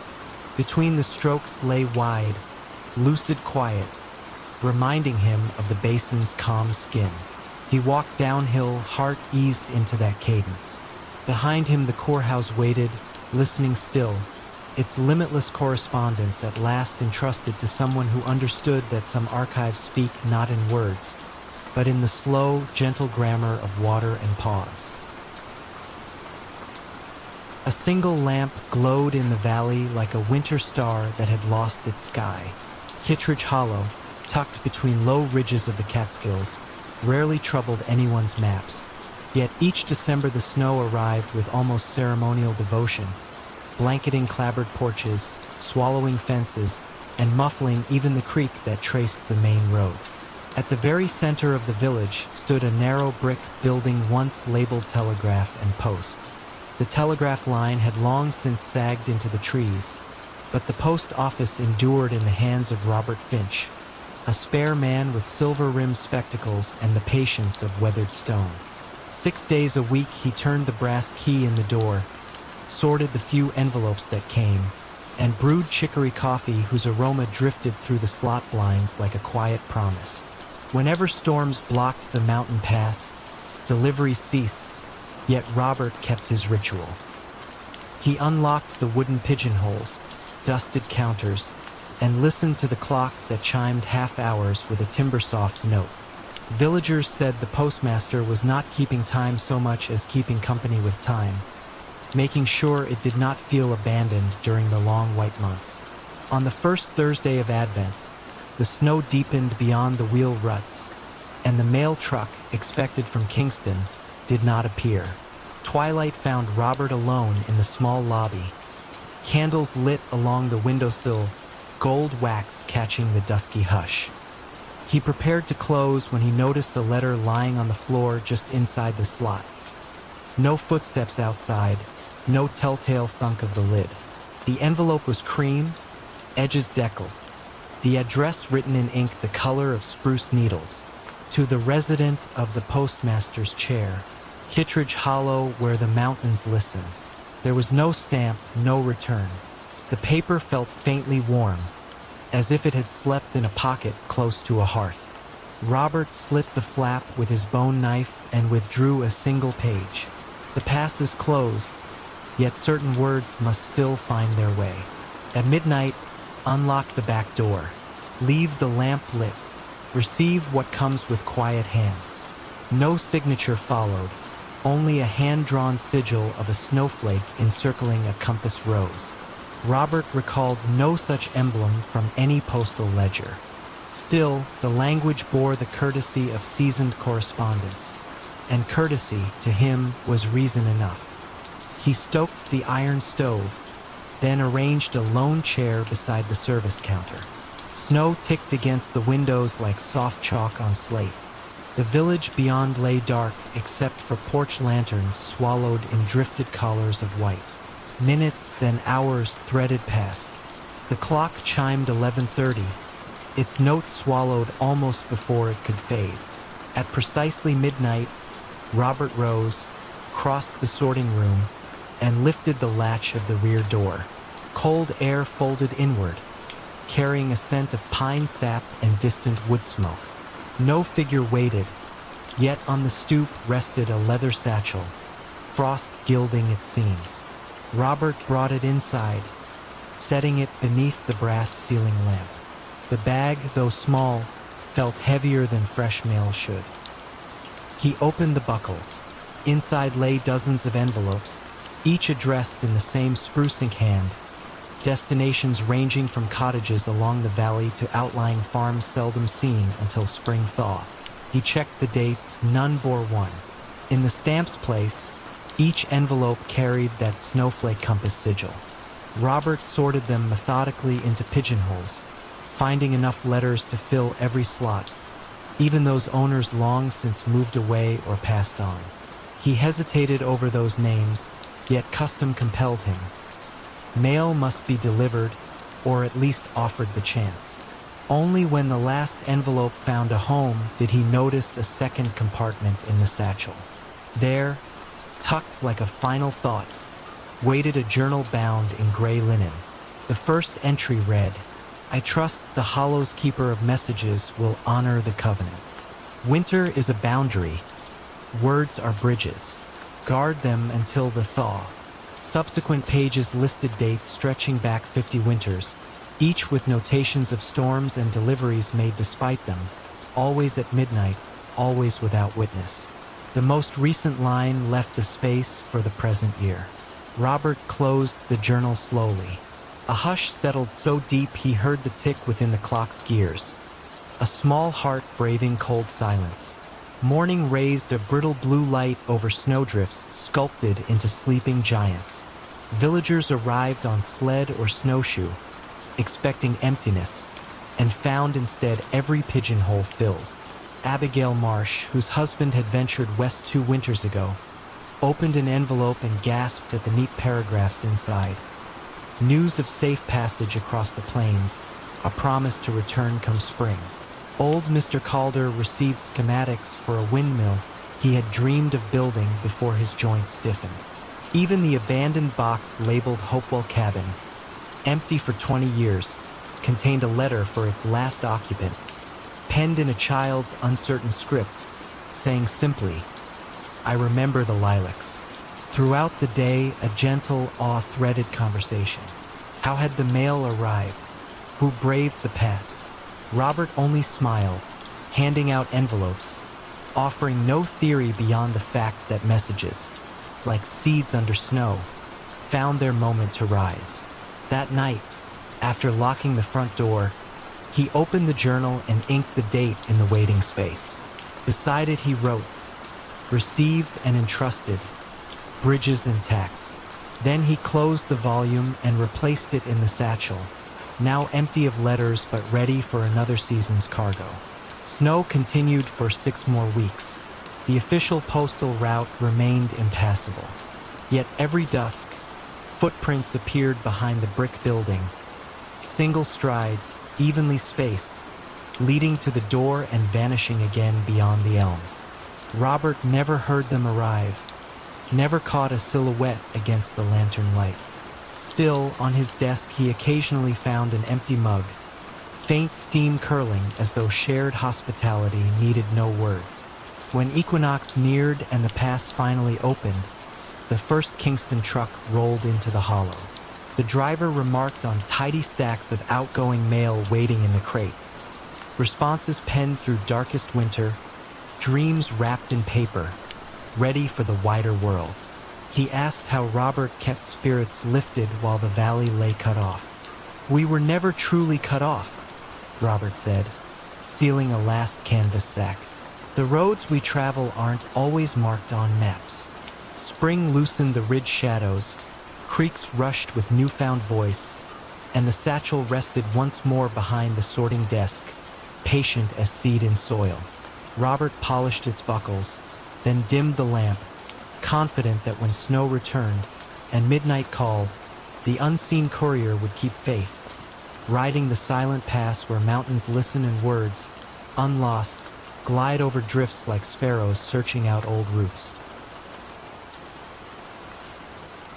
Water still clung to stones in small, deliberate beads, but the clouds had emptied themselves, leaving the night clear enough for the moon to slip between fractured ribs of sky. On a low rise above the Atlantic inlet, the former Abbey of Kilfoyle stood in half-shadow, its slate roofs long collapsed, its nave open to weather and wandering cows. Yet one building remained intact, the scriptorium, sealed decades ago when the last monk departed, its oak door barred against storms and curiosity alike. Eamon Daly, temporary archivist for the County Heritage Office, arrived alone at that quiet threshold. The key, posted to him with no covering letter, turned soundlessly, as if the lock pivoted on memory rather than metal. He stepped inside, lantern held low. The room breathed a mild, papery scent. Vellum, linseed oil, a faint drift of lavender left to discourage bookworms. Shelves lined the walls from flagstones to rafters, laden with volumes whose spines carried neither titles nor dates, only small carved motifs of reeds and spirals. Outside, the tide murmured against the inlet wall, each wave coasting inland, sighing, retreating. Within, a hush took firmer root. Dust motes hung in the lantern's beam, drifting with such slow grace they seemed fixed, tiny constellations stranded between seconds. Eamon paused, coat still damp at the shoulders, and listened for any structural groan, any night creature. Nothing moved but the lantern flame, gently rocking to its own rhythmic breath. His task was simple: create a preliminary inventory, note what might warrant conservation. He began at the nearest shelf, easing a thin codex into the lantern pool. No title, only a single line of neat Gaelic script across the flyleaf. Fan na gawith, the wind's voice. The pages held alternating staves of plain chant and blank ruled bars. Every so often, a marginal note read, "Leave space for what is not sung." The instruction felt less cryptic than polite. He closed the codex, set it aside, and drew the next. Hours passed without clock or chime, yet he worked unhurriedly, guided by the steadiness of his own pulse and the tide's patient conversation outside. Occasionally a droplet from the leaky roof landed in the far corner, giving a soft tap like a restrained bell. Each impact sounded evenly spaced, though no one could predict the drips. They adhered to a cadence known only to the rafters. Mid-shelf, he came upon a volume heavier than its neighbors. Lifting it revealed a recess beneath, a shallow cavity gouged into the stone. Inside lay a rolled parchment tied with twine, surprisingly free of dust.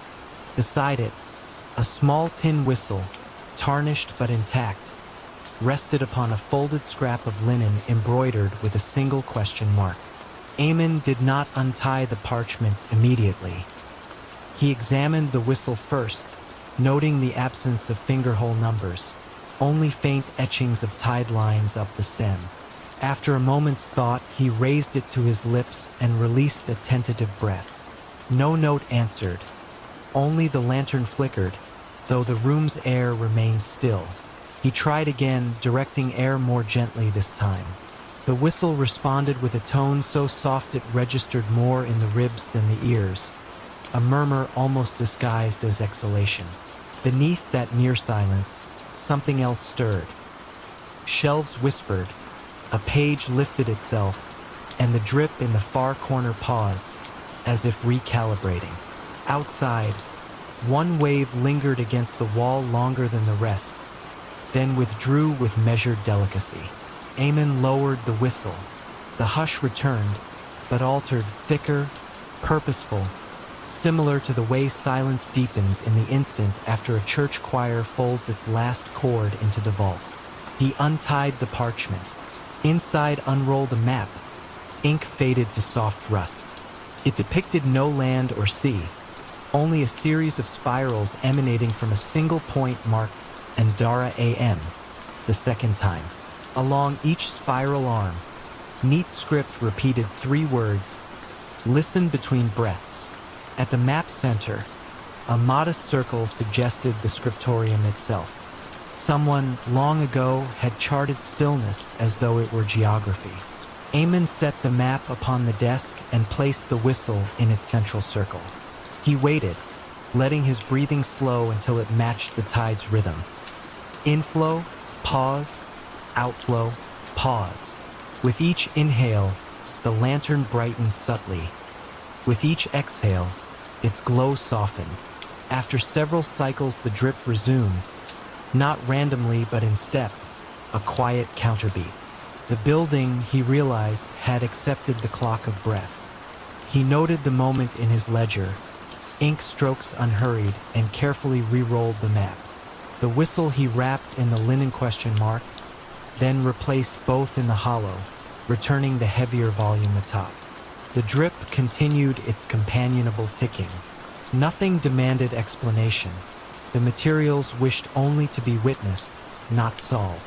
When at last he stepped outside, dawn had crept over the Atlantic, underpainting the clouds with faint apricot.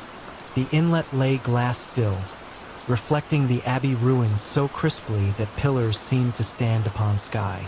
A heron flapped once, slow and deliberate, before settling among reeds. Eamon extinguished the lantern, feeling the day accept him back. He would file a measured report. Manuscript stable, environment cool, further conservation advisable. But somewhere between lines he'd write a private note. Archive holds a silence that keeps its own index. Consultation requires listening, not reading. He would leave the whistle, the map, the cadence of drips untouched. As he walked the sodden lane toward the village, rain began again. Not a downpour, only scattered drops that stitched faint rings into puddles. Between each patter lay space wide enough to imagine a hidden melody.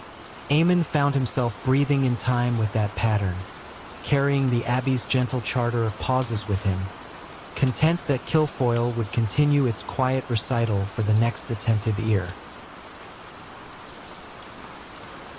The 11:47 train to Nowhere arrived every night at the abandoned Millfield station, though the tracks had been removed 20 years ago.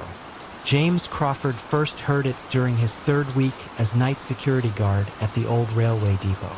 The building had been converted into a cultural center, its waiting rooms transformed into gallery spaces and its ticket office into a coffee shop that served commuters who now traveled by bus and car. The sound began as a distant whistle, lonesome and clear in the midnight air. Then came the rhythmic chatter of wheels on rails, growing steadily louder as the phantom locomotive approached the station. James could hear the hiss of steam brakes, the mechanical sigh of doors opening, the shuffle of passengers boarding and alighting. By the time James reached the platform, the sounds had faded. All that remained was the empty space where tracks had once carried trains to destinations throughout New England. Weeds grew between the old railroad ties that had been left as a historical display, and the platform stretched into darkness under stars that reflected off rails that were no longer there. James mentioned the phantom train to Margaret Ellis, the Cultural Center's director, during his first weekly check-in. "Oh yes," Margaret said, not looking up from the grant application she was reviewing. "That would be the 11:47. Quite a few people have mentioned hearing it over the years." "You don't seem surprised." Margaret set down her pen and regarded James with the patient expression of someone who had fielded this question many times before. "This station served the community for over a century, James. Some habits die hard, but there are no tracks anymore." "No," Margaret agreed.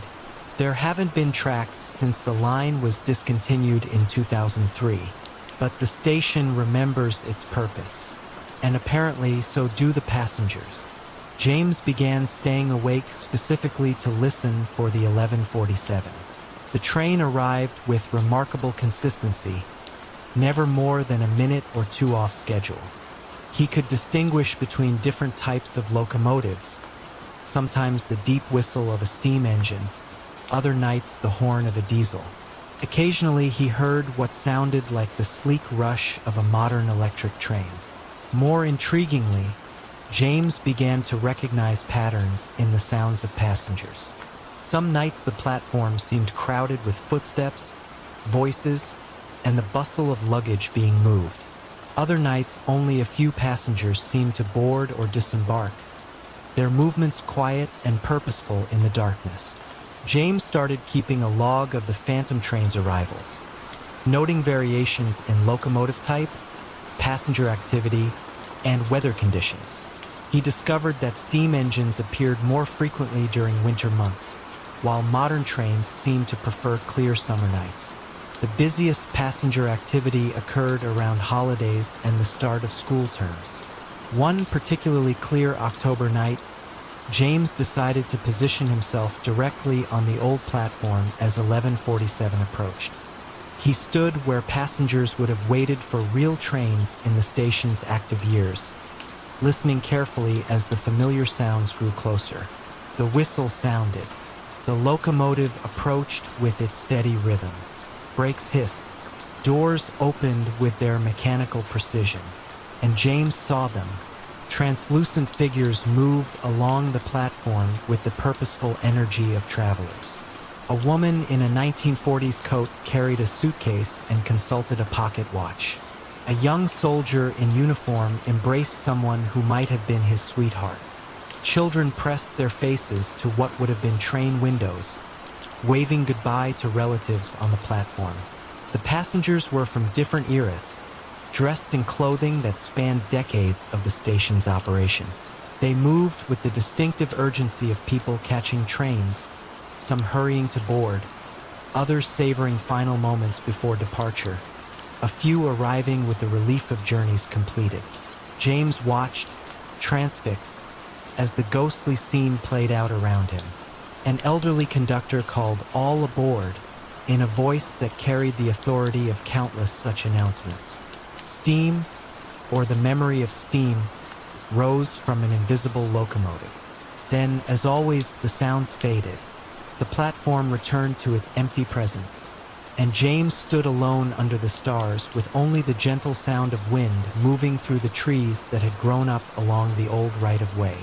The next morning, James visited the local historical society to research the station's past. He learned that Millfield Station had been a crucial stop on the route between Boston and Montreal, serving not just daily commuters, but also vacation travelers heading to lake resorts and ski areas. Soldiers had departed from this platform during 2 world wars. Children had arrived each summer to spend vacations with grandparents in the countryside. Mrs. Dorothy Harrison, the Historical Society's volunteer curator, showed James photographs of the station in its prime. The images captured exactly what he had witnessed the night before, the same purposeful energy, the same mix of departure and arrival, joy and sadness that characterized all train stations. People formed deep attachments to this place, Mrs. Harrison explained. For many families, it was where they said hello and goodbye to the most important people in their lives. That kind of emotional significance doesn't just disappear when you remove the tracks. He started greeting the phantom passengers during their nightly arrival, offering a respectful nod to conductors and a gentle word to children who seemed nervous about their travels. The ghostly figures began to acknowledge his presence in return. A tip of a hat, a smile, a wave from a train window. Some nights, when the platform was particularly crowded with travelers from across the decades, James would hear conversations that spanned generations. The 11:47 train, James realized, was not really going to nowhere. It was going to everywhere, and everyone that mattered to the people who had once depended on this station for connection to the wider world. It carried passengers not to geographical destinations, but to the moments and relationships that had defined their lives. On quiet nights when few phantom passengers appeared, James would sometimes hear the train slow down as if the conductor was checking to see if anyone needed to board.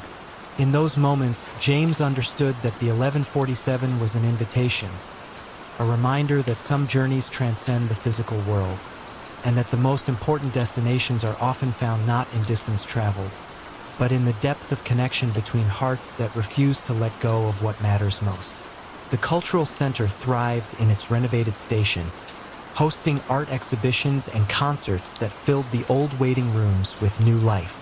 But every night at 11:47, the building remembered its original purpose, welcoming passengers whose love for this place and each other had made them eternal travelers on railways. In the narrow streets of Prague's old town, there lived a clockmaker who cast no shadow at noon. Anna Kozlova first noticed this peculiarity on a bright September morning. She was walking to her job at the municipal library when she saw the old man standing outside his shop. The cobblestones were dappled with shadows from the medieval buildings that leaned toward each other like old friends sharing secrets. But where the clockmaker stood, there was only empty sunlight. The shop itself was unremarkable, tucked between a bakery and a bookbinder. Its narrow window displayed pocket watches and mantel clocks that seemed frozen in different moments. Some showed morning hours, others evening. A few had stopped entirely, their hands resting at angles that suggested they had simply grown tired. Anna had lived in Prague all her life, but she had never noticed the clockmaker before. This seemed impossible. His shop sat on a street she walked every day. The sign above the door, painted in faded gold letters, read Hodny Kasu, Clocks of Time. The lettering looked decades old. She began observing the clockmaker during her lunch breaks. His name, according to the brass nameplate beside his door, was František Novak. He appeared to be in his 70s, with silver hair combed neatly back and hands that moved with the precise delicacy of his trade. He wore the same gray wool vest every day and worked at a bench visible through the shop window. František's customers were few but regular. Anna recognized some of them, the widow from Wenceslas Square who brought him a carriage clock every month, the professor from Charles University who carried pocket watches in various states of repair. They would enter his shop and emerge exactly 1 hour later, regardless of how much work their timepieces required. The mystery of the missing shadow might have remained Anna's private curiosity, except for the morning she saw František's reflection in the bakery window. Or rather, she saw what should have been his reflection. The glass showed only the interior of his shop, as if he were made of air. That evening, Anna stayed late at the library. She researched František Novak in the city records. According to the documents, a clockmaker by that name had operated a shop at that address since 1892. The photograph in the oldest file showed a man who looked exactly like the František she saw every day. Not older, not younger, identical. The next morning, Anna gathered her courage and entered the clockmaker's shop. A small bell chimed as she pushed open the door, and she found herself surrounded by the gentle ticking of dozens of timepieces.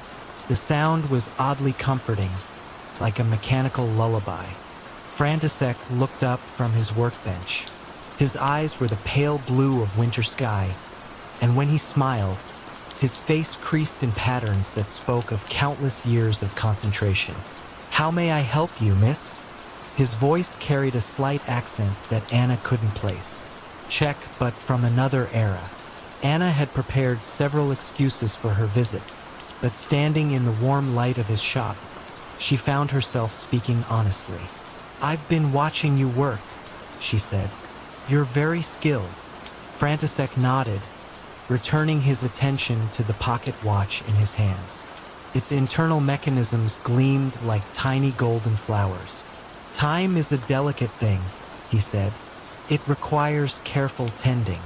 Anna wandered the shop, examining the clocks on every surface. Some were clearly antiques, others appeared newly made but in vintage styles. All of them kept different time. "Don't you find it confusing?" she asked. "All these different hours?" František set down his tools and looked at her with those pale eyes. "Time isn't singular, miss.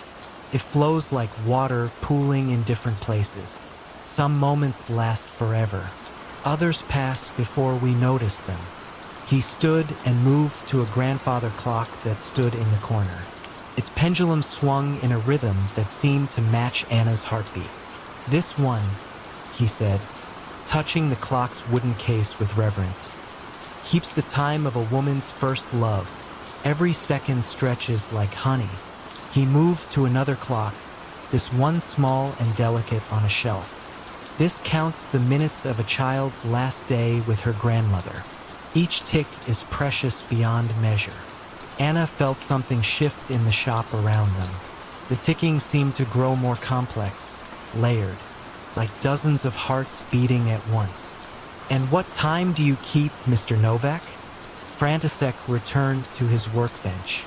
In the afternoon light streaming through the window, Anna could see through him just slightly, like looking through morning mist. "I keep the time between moments," he said. "The pause between 1 second and the next. It's a very specific time, very necessary, and very lonely." Anna left the shop with more questions than answers, but she returned the next day and the day after. František never seemed surprised to see her. He would smile his gentle smile and continue his work while she browsed among the clocks. Over the weeks, Anna began to understand that František existed in the spaces between things, between shadow and light, between past and present, between the tick and the tock of every clock that measured mortal time. She never asked him directly about his nature. Some mysteries, she realized, were gifts. They were meant to be experienced rather than explained. Instead, she brought him tea in the afternoons. She listened to his stories about the clocks he tended. And sometimes, when the light was just right and the city was quiet, she thought she could see her own shadow stretch toward him across the shop floor, offering the comfort of ordinary time to someone who existed in the eternal pause between moments. A hush the color of twilight settled over Greystone Orchard, as though the evening itself had paused to listen for a forgotten note.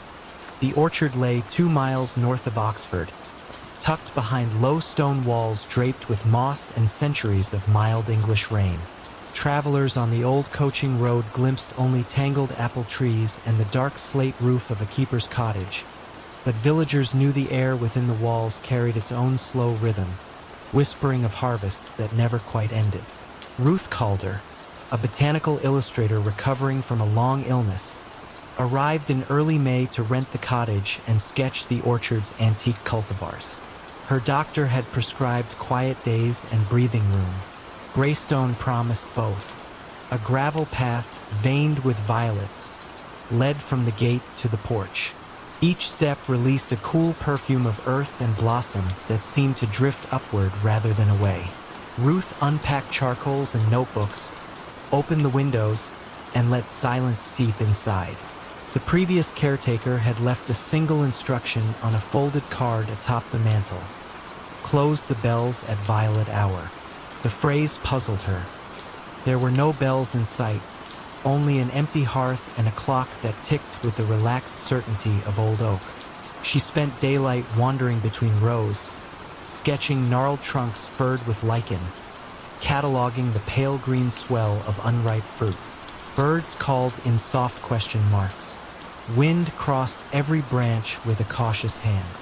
Yet each afternoon, when the sky tipped from blue to lilac and the sun's edge brushed the Cotswold Hills, a faint chiming drifted through the trees. It was not the clear ring of metal on metal. It sounded more like glass humming when a fingertip circles the rim. 3 tones, then stillness. On her 3rd evening, Ruth followed the sound. Dusk pooled between trunks, turning grass into velvet. She reached the orchard's heart and found a stone folly resembling a small, roofless chapel. Ivy braided the columns. Suspended from the archway hung 6 slender glass bells, each pale as river ice, strung on silver ribbon. They caught the last of the light and glimmered like captive dusk. No breeze stirred, yet one bell vibrated gently, releasing that round, thirsty note she had heard from afar. Ruth lifted a hand but stopped short of touch. The card's directive returned. Close the bells at violet hour. Close them, how?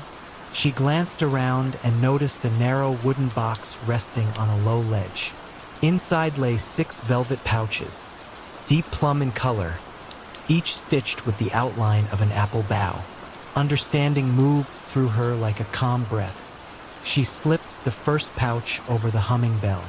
The tone softened, then ceased, as if the bell had folded itself to rest.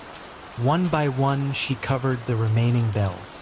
When the last ribbon was stilled, dusk felt complete, no longer waiting for anything to end. She returned to the cottage where lamplight and a gentle fire settled her nerves. Sleep came easily, bearing quiet dreams of lilac skies that never darkened further. Morning revealed dew shining on spider silk, every droplet catching new sun. Ruth brewed tea and sketched until noon, but unease tugged at her edges. What purpose did the bells serve? Why must they be closed only at violet hour? She searched the cottage and found a slim journal slipped behind the clock. The cover, gray linen, bore the name Edmund Greystone, 1891. Entries spoke of an experiment, capturing twilight's resonance so the orchard would always ripen at its most forgiving moment. The bells, Edmund wrote, vibrated with the violet frequency, a narrow seam between light and dark that lulled fruit into lingering sweetness. Yet if left uncovered, the bells would continue to drink from evening, delaying night indefinitely. One must let darkness arrive, he concluded, else dawn forgets the way. That evening Ruth repeated her walk. Again, at the precise flush of lilac, the bells sang. She hushed them with the pouches, then lingered, sensing gratitude in the cooling air. A nightjar called from somewhere beyond the wall. Twilight sighed and released its hold. Days slipped into a pattern as gentle as breath. Morning sketches, midday rest, evening bell tending. Each time she drew the velvet over glass, she felt her own restlessness quiet. Even her lungs, once tight with illness, opened as though learning from the orchard's patient exhale. On the seventh night, clouds smothered sunset, smearing color into dull gray. The bells, however, thrummed more urgently, strings of pale light pulsing within the glass. Ruth hurried, yet with each pouch she slipped on, the remaining bells rang louder, resisting closure. The air tasted of distant thunder. She recalled Edmund's warning, "Let darkness arrive." She steadied her breath and whispered, "The night is welcome." The final bell calmed beneath her fingers, sound folding inward like petals at close of bloom. Rain fell, gentle as tears of relief.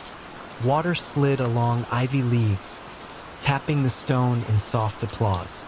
Ruth stayed until the bells were silent, the pouches dark spots against flickering lightning. When she reached the cottage, she found the mantel card damp with dew, new words inked beneath the first. "Let the bells open at blossom moon." She checked the journal. Near the back, a clipped newspaper report described a phenomenon.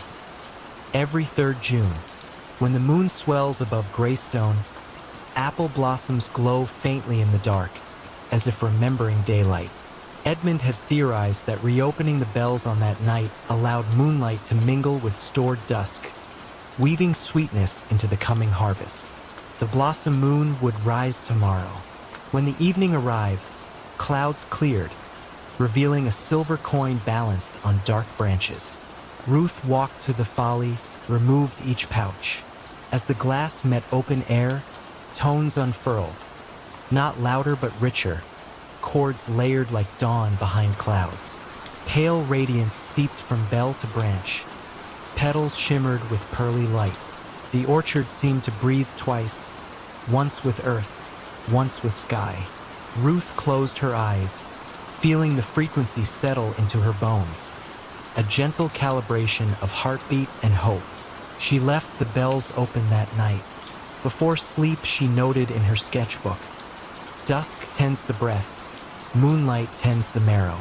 She realized her own healing had synchronized with the bells' quiet ritual. Closing them welcomed rest, reopening invited light. Month by month, the apples fattened, storing hints of lilac and silver in their skins. When Ruth finally packed to leave, she carried a basket for her doctor, fruit that tasted of calm evenings and patient moons. On the mantel, she placed a fresh card. "Close the bells at violet hour, open at blossom moon. The orchard remembers." As she latched the gate, twilight brushed the sky with the softest trace of purple. One bell rang once, farewell rather than alarm. Ruth smiled, the sound settling behind her ribs like a small, steady star. A fine salt mist drifted in from the North Atlantic, and with it came a hush so complete that the old lamps along Avansford Quay seemed to breathe rather than burn. No one truly remembered when the lamps had first appeared, cast iron stems rooted in granite, their glass panes rippling like pond water, yet every evening at exactly 8, they brightened in perfect unison, unmarred by wind or rain, as though a hidden hand tended them. The town lay folded between headland and sea, its slate roofs huddled closely, its streets cobbled with stones smoothed by centuries of patient tides. Fishermen spoke in low tones, shopkeepers closed early, and visitors, sensing an unnamed etiquette, slowed their steps without knowing why. Even the gulls, overhead, called half-heartedly, their wings barely disturbing the fog that curled along eaves and chimneys. On this particular evening in late November, Nora Bennett walked the quay path alone. She had come from London for quiet, renting a small attic room above Mrs. Kersey's bakery. Her doctor had advised rest for a mind worn thin by city hours and ceaseless conversation. Avansford offered silence in generous measure, but it also offered questions that floated like sea foam, clinging, refusing to dissolve. Nora paused beside the third lamp from the harbor mouth, a lamp whose glass always showed a faint amber stain, as though dusk itself had settled inside. She watched the minute hand of her pocket watch climb toward 8. The second hand ticked with deliberate poise, and she felt her own pulse match it, steady and unhurried. 8 chimes from the church tower drifted across slate and water. The lamps lifted their glow at the very first note. They brightened neither quickly nor slowly, but in a soft flourishing, the way dawn unfolds behind closed eyelids. Nora looked for movement, perhaps the tilt of a ladder or the sweep of a wick trimmer, but there was nothing. Just the lamps, awake once more. Local legend spoke of a lamplighter named Elias Reed, a quiet man who, long ago, had walked the quay with a pole and lantern each twilight. After 40 years of service, he had vanished on a winter's night, leaving his pole beside the harbor steps and his lantern dark. The lamps, townsfolk claimed, had kindled themselves ever since, following some covenant of loyalty. Children retold the tale in whispers at school, their eyes widening as clouds rolled in earlier each afternoon. Adults, questioned gently, smiled with polite indifference, as though asked about dreams half recalled. Nora, restless in her attic room, opened the window a crack and let the odor of cooling bread slip past the ruffle of stale cinnamon. She unfolded sheets of hotel stationery and wrote observations, dates, times, the hue of the sky at each lighting, the order in which gulls settled upon the quay rails. Each note steadied her, the way arranging seashells along a sill can soothe wandering thoughts. But a question throbbed beneath her careful catalog. What might happen if a lamp were removed? Would the remaining lights falter, or would they burn on, indifferent? One midnight, wrapped in a fisher's wool coat borrowed from an unguarded peg, she carried a small stepladder to the farthest lamp, the one closest to the abandoned cannery. The moon hung low, polished by cloud. She climbed, hands trembling more from hush than cold. With a soft click, she lifted the latch that held the glass pane. The metal was neither warm nor cool. It felt like stone submerged in deep water.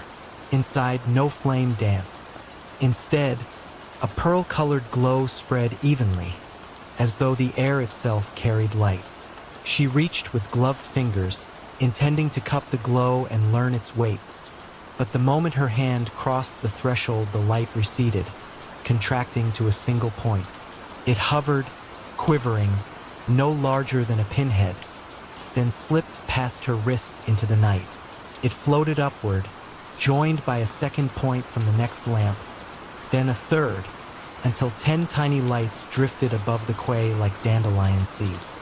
Down below, the iron posts emptied, the glass panes darkening to mirror the sea.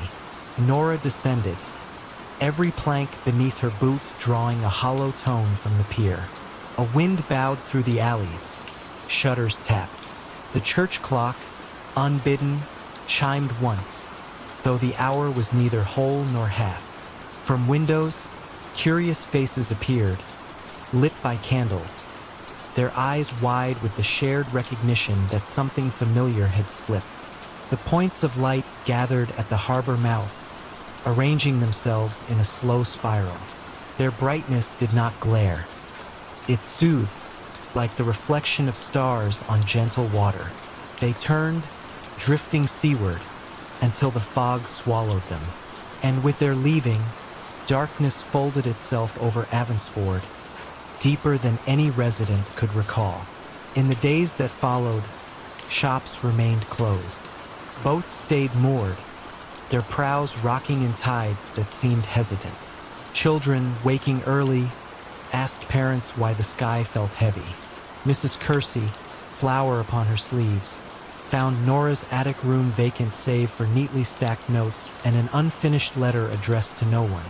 The lamps choose their hour, the sea its witness. I only opened a door already ajar. By the end of the week, townsfolk returned to routines, though slower now, measured. Someone installed new electric fixtures along the quay, powered by hidden cables and sturdy switches. They shone adequately practical and pale. Yet each evening at 8, just as the modern bulbs warmed, a faint shimmer danced upon the horizon, as though 10 silent lanterns still lingered beyond sight, guiding something home. No one spoke of Elias Reed, nor of Nora Bennett. Yet a gentle reluctance filled every twilight, a pause in conversation, a collective breath held between waves and stone. The quay remained solid as ever, but the air around it felt thinner, expectant. And in that expectant hush, the town of Avansford discovered a new kind of quiet, one layered with the memory of lamplight, drifting somewhere out at sea, promising return yet offering only the calm ache of wondering. Savannah's summer night breathed gently, perfumed by gardenias and damp brick.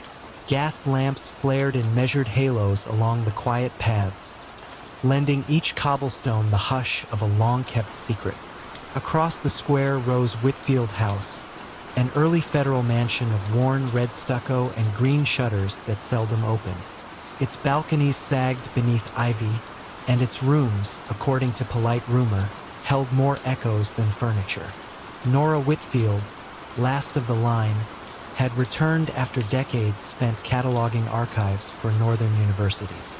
The Historical Society now asked her to prepare the family papers for donation. She accepted, half out of duty, half from a mild longing to understand why her grandparents had closed the house so abruptly one humid August and never spoken of it again. The iron gate yielded with a sigh. Crickets stilled, as though acknowledging a guest. On the porch, she pressed the tarnished doorbell, knowing no answer would come, then unlocked the double doors herself. Inside, the foyer waited cool and dim. Wallpaper, faded magnolia print, peeled in discreet curls, while a mahogany staircase climbed upward into shadow like a slowed heartbeat.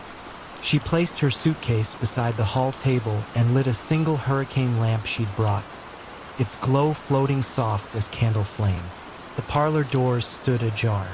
Within, silver-framed mirrors rested face down on sideboards, and a grand piano slept beneath a cotton sheet. A faint metallic ticking drifted from somewhere deeper, unhurried, as though measuring not seconds but sighs. She followed it to the rear library. Shelves reached from pine floorboards to ornate crown molding, their volumes cloaked in a whisper of dust. At the room's center, beneath a skylight veiled by cobwebbed lace, sat an octagonal reading table. Upon it rested the source of the ticking, a slim metronome of jasper and brass, its pendulum swaying with mesmeric grace. Yet no one had set it in years. Its key lay untouched beside it. The beat was slow, perhaps 40 per minute, pausing almost imperceptibly at each arc's end, as though deciding whether to continue. Nora set her lamp down and watched 2 full cycles, feeling her pulse slip into step.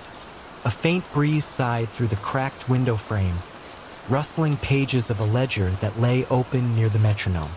In careful, looping hand it recorded sentences, each on its own line. 8:04 garden gate clicks. 8:07 fountain recedes. 8:10 clock resumes voice. The last entry bore tonight's date, though no one but Nora had crossed the threshold. She gently touched the page. The ink was still damp. Outside the library, a corridor led toward a conservatory added during the 1890s. She remembered vague childhood tales of orchids blooming there through Christmas. Moving with measured calm, she opened the glass door. Warm night air met her, fragrant with something faintly citrus, though she saw no trees. Moonlight, sifted through dusty panes, dappled the tiled floor in pale lozenges. Between empty planter boxes stood a wrought iron music stand, its sheet holder bare, yet small clothespins remained, as if awaiting a score. As she lingered, the metronome's beat reached faintly through the doorway. Tick, pause, tock, pause, blending with distant fountain hush from the square. She sensed a subtle consonance. The beat aligned with the fountain's spurts, 2 slow pulses followed by a weary hush of water landing. Childhood memory flickered, her grandmother guiding her through this very space at dusk, saying only, "Listen for the rests." Back in the library, the metronome continued, but something new had joined its rhythm. The piano in the parlor gave a gentle, damped chord, 3 notes, brushed rather than struck. Linen still covered the instrument. No key was visible. The sound faded like a breath into cotton. Nora neither startled nor hurried. Instead, she crossed to the parlor, lifted a corner of the sheet just enough to glimpse ivory. Dust lay undisturbed. She returned to the foyer and the staircase. Each baluster bore a tiny groove near its base, as if rope had once been threaded along the rail. Upstairs, the family bedrooms opened one by one, each preserved in slumber, beds neatly made, windows shuttered. In the nursery at the corridor's end, moonlight spilled through louvers, illuminating a mobile of paper swans. The swans drifted not randomly, but in time with the metronome's muted beat below, as though the air itself oscillated. On the nightstand lay a music box shaped like a tulip. Its winder protruded expectantly. Nora turned it half a rotation. Instead of a song, the box produced a measured silence, an almost palpable pause, then a single chime no larger than a raindrop hitting tin. Another pause followed, then a second chime. The sequence mirrored the library's ticking, slow and deliberate. She stopped the winder. The mobile stilled. The unseen piano fell silent. Only the metronome remained, steady. A thought arrived quietly. The house was practicing, like an ensemble warming to a composition written entirely in rests and faint entrances. Perhaps her grandparents had not abandoned it, but simply stepped back to let the piece play itself to conclusion. Back downstairs, she closed the ledger, added 1 new line in pencil. 8:40, listener entered. Movement continues. She did not touch the metronome. She left mirrors face down, respecting their chosen hour, and locked the front doors behind her. Crossing the square, she paused by the fountain. Its cascade now seemed closer, no longer distant, and its rhythm aligned exactly with the pulse still audible in her thoughts. Gas lamps hummed. Spanish moss swayed like satin ribbons marking time. Whitfield House rested in shadow, content, it seemed, to continue its nocturne until the right cadence found release. Nora walked on toward the guest house where she would sleep, feeling her own footsteps merge with the slow counting all around. The night, the gardenias, the moss-laden oaks. Everything measured breaths between gentle notes. Tomorrow she would begin boxing letters and journals, but tonight she suspected the house required only company, not classification. Behind her, a final chord, soft, gracious, floated from the shuttered mansion, then resolved into quiet. The fountain answered with one heavier splash. Both sounds ebbed, leaving Forsyth Square wrapped in a stillness so complete it felt almost warm, a hush shaped precisely to cradle sleep. In that unhurried dark, even the river hushed its usual chatter, slipping between limestone banks with muted grace. Above the water, the narrow village of Elkburg drowsed. One lane of pastel houses, a shuttered bakery, a chapel whose bell had not been rung in 3 decades. At the far edge, half hidden by walnut trees, stood House Marienfels, an ivy-clad mansion long since emptied of family but not, locals said, of memory. Marion Voigt arrived alone just after sundown. A cultural conservator from Trier, she had been asked to inventory the estate's remaining art before the property changed hands. Her small rental car clicked as it cooled. Otherwise, all lay still. She paused at the wrought iron gate, listening to crickets count the seconds between their calls. Somewhere on the slope an owl gave one contemplative note, then let silence close around it like water. Past the gate, a gravel drive curved toward the house. Fallen walnuts cracked softly beneath her shoes, the sound oddly muted beneath the dense canopy. Moonlight caught on upper windows, glazing them silver, while lower panes remained dark. The front door opened with a faint exhale, as though relieved to feel a human presence again.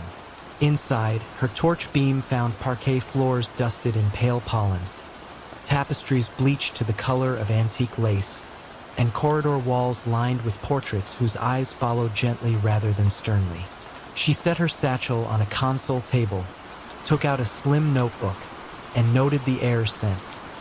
Cedar, faint beeswax, and something like pressed grapes, sweet, distant. A grandfather clock stood in the foyer, pendulum motionless. Yet the mechanism emitted a subdued ticking, as if the seconds were still being marked somewhere inside, just not displayed. She touched the glass. The pendulum stirred, swung once, then rested again. The ticking remained calm, content. Guided by a rough floor plan, Marion sought the music room at the rear. Prior appraisals hinted that a forgotten painting, perhaps a minor romantic landscape, might hang there. She crossed a gallery where moonlit motes drifted like slow snow. Her footsteps matched the rhythm of the hidden clock. One pause, another pause, an inward breath between each sound.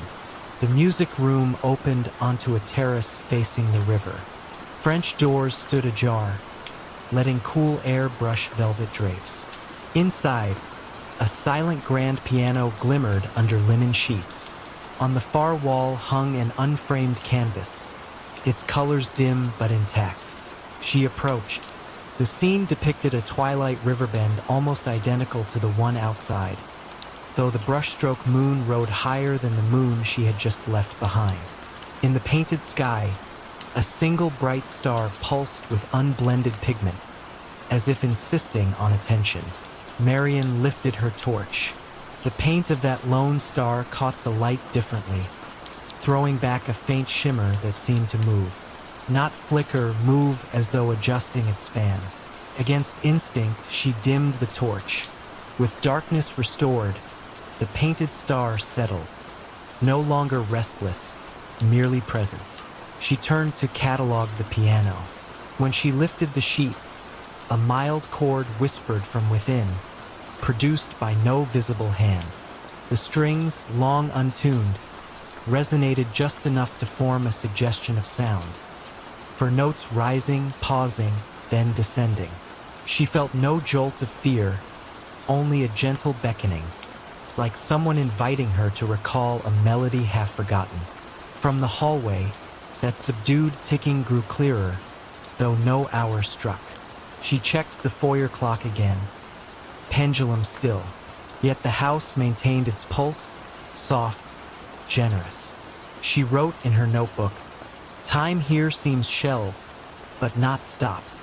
On the landing above, a corridor ran toward the estate's small observatory tower. Previous caretakers had reported nothing of interest there, but the subtle half-sound from the piano inclined her to explore. She climbed the staircase, each step flexing under old timber's sigh. At the top, a stained glass window cast dappled moon shapes onto the floor. They shifted slowly, not like ordinary light, but more as if the window itself breathed through color. The observatory door yielded to a gentle push. Inside, dust lay untouched on a brass telescope capped and lowered.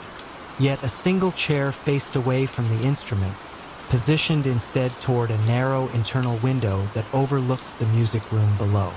Marian crossed to it, feeling the ticking deepen into her bones.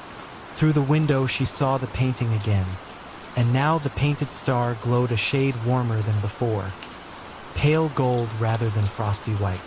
Beside the chair, a small writing desk held an open diary. The most recent entry, dated 40 years earlier, read in looping ink, "Star added to the river scene tonight. Will align paint to sound. Waiting for the house to accept the tempo." No signature. A blot of ink followed, like a final breath caught on paper. Marian sat, letting her pulse slow to match the house's.